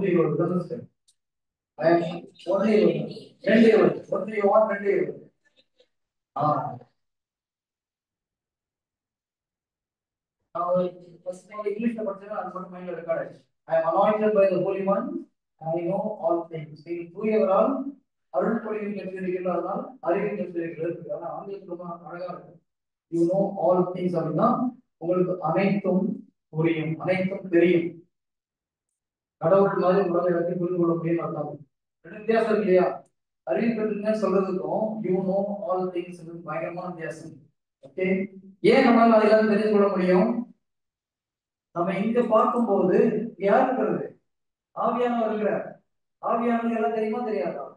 அப்ப நமக்கு தெரியுமா தெரியாதா? ஏன் ஆவியானவர் எங்க இருக்கிறாரு? நமது ஆவிக்குள்ளாக இருக்கிறார். அப்ப நம்ம இங்க பார்க்கும் பொழுது இந்த உலகத்தில் கடவுளுக்கு தெரியுமா? நமக்கு தெரியும். கொஞ்சம் நோம்பி கடவுள் அப்படிதான் காமிச்சாரு. ஒரு செகண்ட் அவர் ஆவியை மேல ஹெவன்ல லிஃப்ட் பண்ணிட்டு இதான் இந்த உலகத்தை எப்படி பாக்குறாரோ அதே மாதிரி இந்த உலகத்தை காமிக்கலாம். எப்படி இருக்கும்? நினைச்சு பார்க்க முடியாத ஒரு கிஃப்ட் அது. சோ ஆவியை நாம் ஐக்கியப்படுவது, நம்முடைய சிந்தனையை நாம் புதுப்பிக்கும் போது நம்மளால எல்லாம் எல்லாம் புரியும். மனசால நினைச்சு பார்க்க முடியாத காரியம் நமக்கு புரியும். Praise the lord. ஹalleluya. இது ஒரு 6 மாசம் ஒரு வார்த்தை சொல்லிட்டே இருக்கும். கத்தார்ல ஒரு யூத் குரூப்புக்கு, யூத் லீடர்ஸ்க்கு ஒரு மெசேஜ் கூப்பிட்டாங்க. ஒரு வீட்டுல ஒரு 10 யூத் பாய்ஸ் அண்ட் கேர்ள்ஸ் இந்த லீடர் கூப்பிட்டாங்க. பிரதர் நானும் தான் போயிருந்தோம், கிறிஸ்தவர் பிரதர் நானும் போயிருந்தோம். போயிட்டு ஒரு 1 மணி நேரம் மெசேஜ் முடிஞ்சது. முடிஞ்ச பிரதர் எங்களை அனாய்ட் பண்ணுவாங்க அப்படின்னா என்ன சொன்னாங்க? அனாய்ட் பண்ணி எனக்கு பக்கம் நம்மளே அனாய்ட் பண்ணுறது, நம்ம அனாய்ட் பண்றது. பிரதர் எப்படி இருந்தாங்க? பிரதர் கொஞ்சம் ஜெபிக்கிற நீங்க காட்சியம் தான் சொல்லுங்க பிரதர் சொல்லிட்டு தலையில கேச்சு ஏசு நாமத்தில் அவருக்கு என்னென்ன காட்சி அதெல்லாம் பிரேக் பண்ணி ப்ரேயர் பண்ண ஒரு 2 நிமிஷம் ரொம்ப பொத்தன் கீழே வந்தான். அப்போதான் எனக்கு இதெல்லாம் நடக்குதுடா, சம்திங் இஸ் ஹேப்பனிங். அப்புறம் ஒன்னொன்னா கேச்சு ஒன்னொன்னா பொத்து விடுறான். கடைசியில் வந்து லீடர் நம்ம கையில வச்சு அவன் ஒரு விரண்டு அந்நிய பாஷையில பேசி எதுவும் போயிடுச்சு. அப்பதான் புரியுது. ஆவியில நம்ம ஏற்கனவே நிரப்பிட்டா இருக்கும். இப்பதான் புரியுது. Praise the Lord. Hallelujah. சரி, நம்பிக்கையினால நமக்கு இருக்கிற ஆவியை, பரிசுத்த ஆவியை நாம் வெளியில கொண்டு வரணும். நம்பிக்கையினால் நமக்கு இருக்கிற கிஃப்டையும் வெளியில கொண்டு வரணும். எத்தனை பேர் காட்சியை பார்க்கணும் ஆசையா இருக்கு? ஆவிக்குரிய காட்சிகளை பார்க்கணும்னு சொல்லி. ஓகே, அது ட்ரை பண்ணாம இதை கம்மி பண்ணலாம். காட்சி பார்க்கறது எல்லாரும் கம்மி. ஓகே, அந்த வசனம் யாராவது சொல்லுங்க பார்க்கலாம். எஸ், ஆண்டவரின் பெயரால் வருபவர் ஆசீர்வதித்தவர் என்று நீங்கள் கூறும் வரை என்னை நீங்கள் காண முடியாது. ஜேசு பரிசேயர் சொல்றாரு இல்லையா? ஏதாவது ஒரு வசனம் நடுமைப்போம். Very good. மத்தேயு 23:39. யாராவது இயேசு கிறிஸ்து ரொம்ப வேதனையோடு சொல்லுகிற ஒரு வார்த்தை. ஆண்டவரின் பெயரால் வருபவர் ஆசீர் பெற்றவர், உன்னதங்களிலே ஓசானா. மாஸ்டர் சொல்றோம். ஏன் சொல்றேன்னு தெரியாம சொல்லிட்டு இதை படிச்சுன்னா அதுல அர்த்தம் புரியும். சொல்லுங்க சிஸ்டர். ஆண்டவரின் பெயரால் வருபவர் ஆசீர் பெற்றவர் என்று நீங்கள் கூறும் வரை என்னை நீங்கள் காண மாட்டீர்கள். இது சாபமா ஆசீர்வாதம்? ஆண்டவர் சாபம் கொடுக்குறாரு. நீங்க இதுக்கு மேல பார்க்க மாட்டீங்களா? ஏன்னா எவ்வளவோ சொல்லி நீங்க என்னை ஏற்றுக்கொள்ளவில்லை. உங்க வாயால என்னைக்கு ஆண்டவர் பெயரால் வருபவர் ஆசீர்வதின்னு சொல்றீங்களோ அன்னைக்கு தான் நீங்க எங்களை பார்க்க முடியும். என்னைக்கு இஸ்ரேல் மக்கள் மனம் திரும்பி ஆண்டவர் பெயரால் வருபவர் ஆசீர்வதின்னு சொன்னாலும் உலக முடியும். ஆண்டவர் வந்துருவாரு. பேசலாம். இப்ப அந்த மாதிரி சொல்லணுமா வேணாமா? எல்லாரும் பக்கு பக்கம் இருக்கு சொன்னாங்கன்னா நமக்கு உலகம் முடிஞ்சு போயிடும். சரி, நம்ம சொல்றோம். யூதர்கள் சொன்னாங்கன்னா உலகம் நெருங்கி முடியுது, தெரியும், நெருங்கிச்சுனா. குட். இப்போ நல்லா கவனிச்சுக்கோங்க.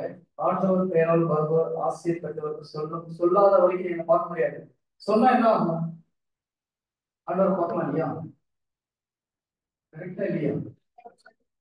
சரி, பைபிள் வசனம் என்ன சொல்லுது? ஆண்டவர் பெயரால் வருபவர் ஆசிரியர் பெற்றவர் என்று நீங்கள் என்னை கூறும் வரையில் என்னை பார்க்க முடியாதுன்னு சொல்றாரு. இப்போ ஆண்டவர் பெயரால் ஒரு ஆசீர்வதின்னு சொல்லும்போது ஆண்டவர் பார்க்க முடியுமா முடியாதா? முடியும். இயேசு கிறிஸ்து பிசிக்கலா இருக்காரா, ஸ்பிரிச்சுவல் லைஃப் ஸ்பிரிட்டா இருக்காரா? ஸ்பிரிட்ல இருக்காரு. ஓகேயா? அப்போ ஆண்டவர் பெயரால் ஒரு ஆசீர்வதின்னு நீங்க தொடர்ந்து சொல்லும் பொழுது ஸ்பிரிட்ல இருக்கிற ஜீசஸை பார்க்கலாம், ஸ்பிரிட் உலகத்தை பார்க்க முடியும், ஆவிக்குரிய உலகத்தை பார்க்க முடியும், ஆவிக்குரிய கண்கள் திறக்கப்படும். அதுதான் காட்சி. சிம்பிள் இல்லையா? சொல்றது புரியுதா புரியலையா? ஓ, சத்தியத்தை அறிந்து கொண்டால் சத்தியம் உங்களுக்கு விடுதலை கொடுக்கும். நான் சொல்ற எத்தனை பேருக்கு புரியுது?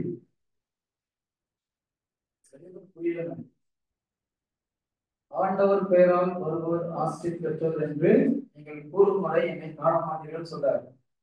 ஆண்டவர் பெயரால் வருபவர் ஆசிரியர் சொல்லும் போது நம்ம ஆண்டவர் பார்க்க முடியும். கடவுள் ஸ்பிரிட்டா இருக்கார். அப்போ ஆவிக்குரிய கண்கள் நமக்கு திறக்கப்பட்டாதான் இயேசு கிறிஸ்துவை பார்க்க முடியும், காட்சிகளை பார்க்க முடியும், காட்சிகளை பார்க்க முடியும். அப்ப யார் யாரெல்லாம் உண்மையிலே விசுவாசிச்சு இந்த வார்த்தையை சொல்றீங்களோ உங்களுடைய ஆவிக்குரிய கண்கள் திறக்கப்படும். யாருக்கெல்லாம் காட்சி வர வேண்டுமோ இந்த சொல்லுங்க, ஜெபிக்கணும். காட்சி வர வேணும்னு சொல்ற போது இந்த சொன்னா போகும். மற்றவங்க உட்காந்து ரிலாக்ஸ்.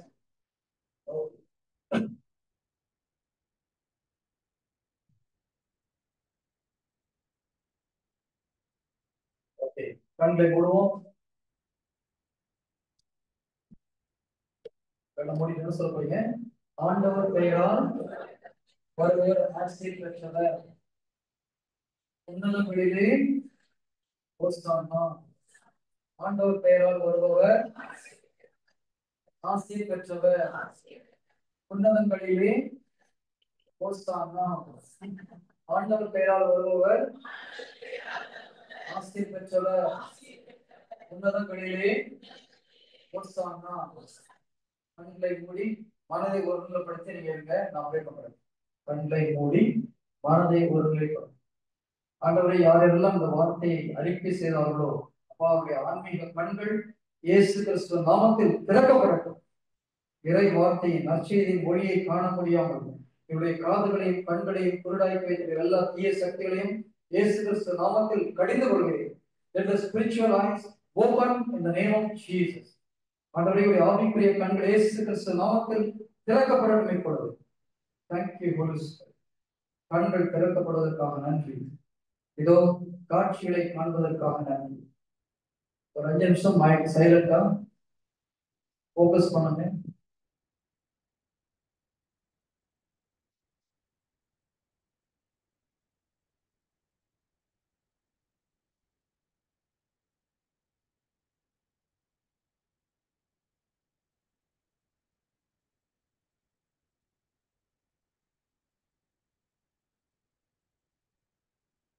Praise the Lord.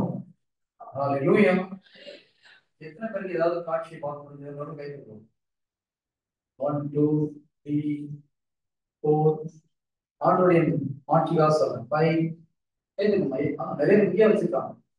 காட்சி பாத்தீங்களாமா? யார பாத்தீங்க? அவங்களால கடவுளுடைய பிரசன்னத்தை கண்ட்ரோல் பண்ண முடியும். Praise the Lord. Hallelujah. எல்லாரும் அமரலாம். சரி, நீங்க ஜெபிக்கும் போது நல்லா ஃபோக்கஸ் பண்ணி நீங்க ஜெபிச்சீங்கன்னா ஆண்டவர் வந்து கிட்ட உங்களுக்கு ஓபன் பண்ணியிருக்கிறார். நிறைய பேருக்கு ஓபன் பண்ணியிருக்கிறார். விஸ்வசிக்கு கூட அதை நடைபெறும். ஓகே, கன்ஃபெஷன் பண்ண விரும்புறவங்க ஒரு 4 பேர் 5 பேர் போகலாம். ஒரு 8 பேர் போக பார்க்கலாம்.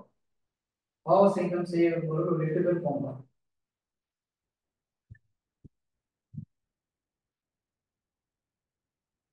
ஓகே, பைபிள் படிக்கும் போது இல்ல ஒரு ஒரு ஒரு காரியத்தை குறித்து ஜெபிக்கும் பொழுது ஆவி ஆத்மா சரீரம் இருக்கலாம், வேற ஏதாவது இருக்கலாம். இந்த மாதிரி கிஃப்ட் ஆப்ரேட் பண்றது எது பெஸ்ட்? ஆவி ஆத்மா சரீரம் இருக்கலாமா? இல்ல கிஃப்ட் படி இருக்கலாம்? கிஃப்ட் படி பிரதர் பேசுவோம். நான் ஷார்ட்கட் மட்டும் சொல்லிட்டேன். பேசலாம். தொழில் ரகசியம் ஃபீஸ் நிறைய உண்டு. ஓகேயா?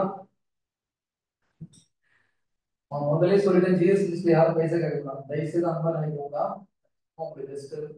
சில பேர் தூக்க கலக்கமா இருக்க மாதிரி அதனால பேசலாம். Praise the Lord. Hallelujah. Hallelujah. பரிசுத்தமா வாழ்றது எதிர்ப்பு ஆசைப்படுறீங்க. அது ஒரு ஷார்ட்கட் இருக்கு. பாதி பேர் தான் ஆசைப்படுறீங்களா? Okay, good. 1 யோவான் 2:15 பாருங்க.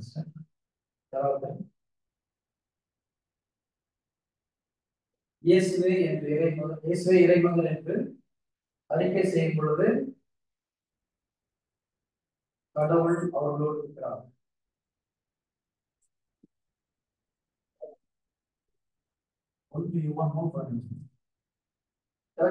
வசனத்தை என்ன சார்? 4:15. 1 யோவான் 4:15. இயேசுவே இறைமகன் என ஏற்று அறிக்கையிடுவதோடு கடவுள் இணைந்திருக்கிறார். அவன் கடவுளோடு இணைந்திருக்கிறார். சரி, நல்லா கவனிங்க. 1 யோவான் 4:15. இந்த வசனம் என்ன சொல்லுது? இயேசுவே இறைமகன் என்று ஏற்று அக்செப்ட் பண்ணி அறிக்கை செய்பவர்களோடு கடவுள் இணைந்திருக்கிறார். அவரும் கடவுளோடு இணைந்திருக்கிறார். இங்கிலீஷ் எப்படி போட்டு பார்ப்போம். படிக்க முடியுமா? 1 John. Yes sir. God abides. இங்க God என்பது இயேசு கிறிஸ்து குறிக்கல, பிதாவை குறிக்குது. பிதா யார் கூட வந்து தங்குவார்? யார் இயேசுவே ஆண்டவர் என்று அறிக்கை செய்யறாங்களோ அவரோடு வந்து பிதா தங்குவார் என்ற வசனம் சொல்லுது. இயேசு கிறிஸ்து ஒரு இடத்துல சொல்றாரு, என் கட்டளைகளை எல்லாம் நீ கடைபிடித்தால் நானும் என் தந்தையும் வந்து உன்னோடு குடிகொள்வோம். சரி, நல்லா கவனிங்க. நானும் யாருக்குள்ள பிதா சொல்றவங்க குடிகொள்வாங்க? யார் இயேசு கிறிஸ்து கட்டளைகளை முழுமையாக கடைபிடிக்கிறார்களோ அவங்களுக்குள்ள யார் வருவாங்க? இயேசு கிறிஸ்து பிதாவும் வந்து குடிகொள்வாங்க, தங்குவாங்க. நிரந்தரமான அர்த்தம். இந்த 1 யோவான் 4:15 என்ன சொல்லுது? இயேசுவே இறைமகன் என்று நீ அறிக்கை செய்யும் பொழுது ஆண்டவர், தமிழ் தப்பா இருக்குது, you will abode in God என்ற தப்போ, கடவுள் உங்கள்கிட்ட வந்து தங்குவார். கடவுள் என்ன சொல்லி இருக்குது? கடவுள் இணைந்திருந்தால் தங்குறது வித்தியாசம் இல்லையா? ஓகே, ஆங்கிலத்துல உள்ள வந்து தங்குவார். கன்ஃபெஷன் காரணம் பாவம் செஞ்சா மட்டும் ஒரு 5 பேர் போவோம். இது 2 வசனம் ஒரே காரியத்தை தான் சொல்லுது. என்ன சொல்லுது? ஒரு வசனம் என்ன சொல்லுது? நீ அனைத்து கட்டளைகளையும் கடைபிடிக்கும் பொழுது இயேசு கிறிஸ்துவும் பிதாவும் உங்களுக்குள் வந்து தங்குவாங்க. 1 யோவான் 4:15 சொல்றது, இயேசுவே இறைமகன் என்று நீ அறிக்கையிடும் பொழுது பிதா உனக்குள்ள வந்து தங்குவார். ஓகேங்களா? எது ஈஸி? எல்லா கட்டளையும் கடைபிடிச்சப்பறம் ஆண்டவர் வந்து ஈஸியா, இதை அறிக்கை செஞ்சு நம்புறது ஈஸியா? ஷார்ட்கட்டா இல்லையா? இதை உண்மையிலே நீங்க விசுவசித்து அறிக்கை பண்ணீங்கன்னா ஆட்டோமேட்டிக்கா எல்லா கட்டளையும் கடைபிடிக்க முடியும். யார் எல்லா கட்டளையும் கடைபிடிக்க முடியும்? யாரால் எல்லா கட்டளையும் கடைபிடிக்க முடியும்?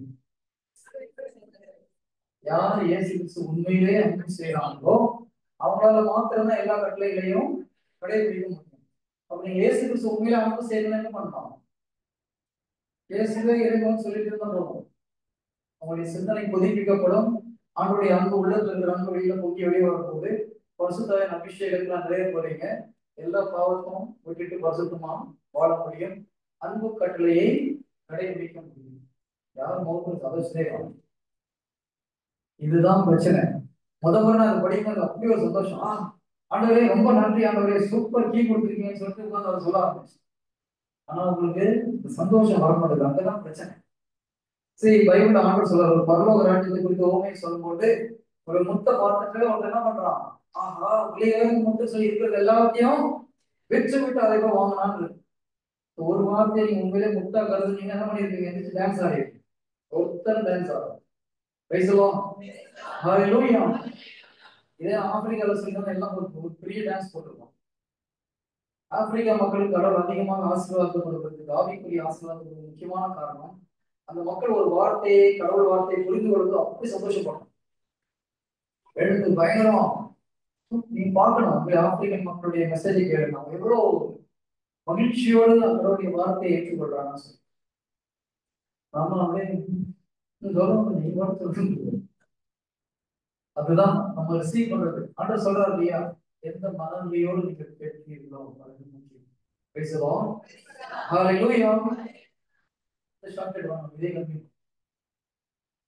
ஒரு சந்தோஷமே இல்லாம கேட்கணும். திருப்பாடல் 24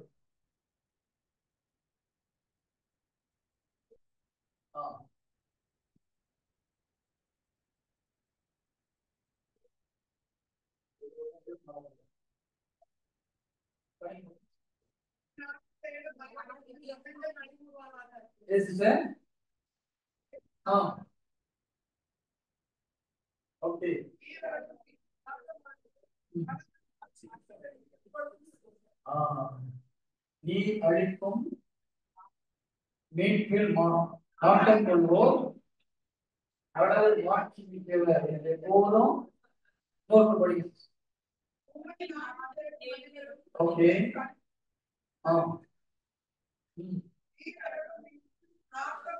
நீர் அருளும் மீட்பில் நாட்டம் கொள்வோர் கடவுள் மாட்சி மிக்கவர் என்று.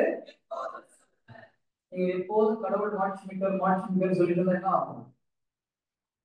எந்தெந்த பிரச்சனை இருக்கோ எல்லா பிரச்சனையும் உங்களுக்கு மீட்பு கிடைக்கும். கடன் பிரச்சனைனா கடன் பிரச்சனைக்கு மீட்பு கிடைக்கும். குடும்பத்துல சமாதானம் பண்ணீங்கன்னா சமாதானமின்மையிலிருந்து மீட்பு கிடைக்கும். குடும்பத்தில் சமாதானம் ஆகும். என்னென்ன பிரச்சனை இருக்குதோ அதையெல்லாம் ரட்சிக்கப்படுவது. இந்த வசனம் என்ன சொல்றது? ஆண்டவர் மாட்சிமை மீட்கவர் என்று நீ தொடர்ந்து சொல்லிட்டு இருந்தீங்கன்னா கடவுளுடைய மீட்பு உனக்குள்ள வரும்.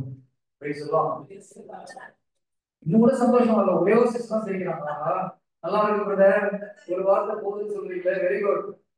வார்த்தை சொல்லு, கடவுள் மாட்சி மிக்கவர், கடவுள் மாட்சி பிரைஸ் சொல்றோம் இல்லையா, அதுக்கு என்ன அர்த்தம்?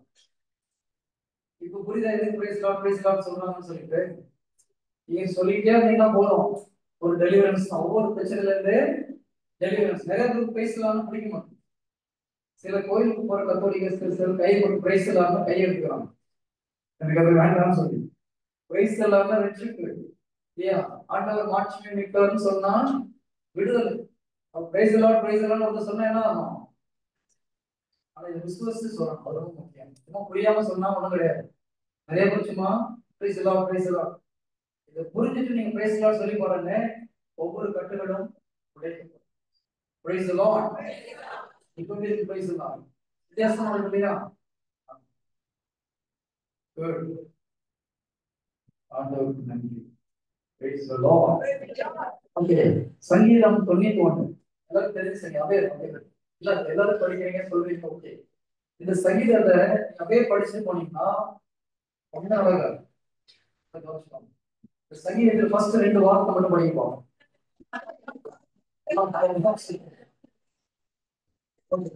உன்னதரின் பாதுகாப்பில் வாழ்பவர்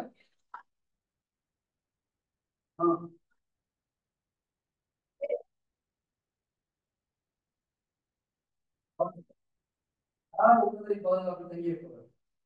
நீங்க அதை நான் சொல்றீங்களா? உன்னதரின் பாதுகாப்பில் தங்கி இருப்பவர் அப்படிலாம் ஆசீர்வாதம் எப்படி சொல்றீங்க? நான் தங்கி இருக்கிறேன் யாரும் சொல்லவே இல்லை. கரெக்டா? நீங்க ஒரு தேர்ட் பர்சனா சொல்றீங்க. உன்னதரின் பாதுகாப்பில் தங்கி இருப்பவர் யாரை பார்த்து சொல்ற மாதிரி? உன்னதரின் பாதுகாப்பில் தங்கி இருக்கிற அவரு ஆண்டோடைய அரண்ல இருக்காரு, கோட்டைக்குள்ள இருக்கிறாரு சொல்றீங்க. இதுக்கு பதிலா ஆண்டவரே நான் உங்களுடைய பாதுகாப்பு சொல்றாரு.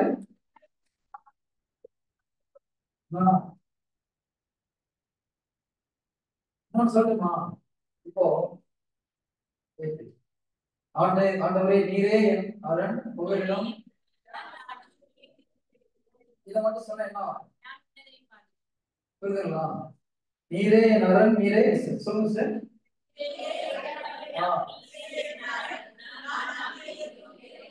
இந்த வார்த்தையை சொன்னீங்கன்னா நீங்க உன்னவருடைய பாதுகாப்பு கூட போயிருக்கீங்க. புரியுதா? இது வரைக்கும் நீங்க வெளியில இருந்து சொல்லிட்டே இருக்கிறீங்க பாதுகாப்புக்குள்ளே போகணும். சொல்ல வித்தியாசம் புரியுது. புரியுது. யாரையும் சொல்லவே நம்ம சொல்றோம் உன்னதரை பாதுகாப்பல் இருப்பவர் எல்லாம் வல்லவரின் நிலையில் தங்கியிருப்பவர் ஆண்டவரை நோக்கி ஆண்டவரே நீரே என் புகழிடம் நான் நம்பி நம்பியிருக்கும் இறைவன். இதுக்கு பதிலா ஆண்டவரே நீரே என் புகழிடம் என்னால் நான் நம்பியிருக்கும் இறைவன் சொல்லும் பொழுது நீங்க உன்னதரின் பாதுகாப்புக்குள் நுழைகிறது. எது பெட்டர்? நான் சொன்னது பெட்டரா நீங்க சொல்றது பெட்டரா? புரியுதுங்களா? இது உன்னதரின் பாதுகாப்புக்குள்ள போறது ஷார்ட்கட். நான் சங்கீதம் ஃபுல்லா சொல்லவே மாட்டேன், சொல்லி பார்க்கணும். இந்த ஒரு வாரத்தை மட்டும் சொல்லுவேன். ஓகேங்களா? இது உள்ள ஒரு வார்த்தை சொன்னா என்ன ஆக முடியும்? பாதுகாப்பு இருக்க முடியும். இது சொன்னாலே போதும். அதுதான் நீங்க சொல்ல வேணாம் சொல்ல எல்லாத்தையும் சொல்லுங்க. ஆனால் அவருடைய பாதுகாப்புக்குள் நுழையும் பொழுதுதான் பின்னால வர எல்லா ஆசீர்வாதத்தையும் நீங்க சொல்லுங்க. இதுக்கு ஒரு மெசேஜே வேணாம் பிரதர், இந்த மாதிரி பெட்டிபிட்டா சொல்லணும்னு சொல்ல ஆரம்பிச்சிருக்கீங்க. அதனால க்ளோஸ் பண்ணிக்கலாம். எடுத்து ஒரு தோற்றம்.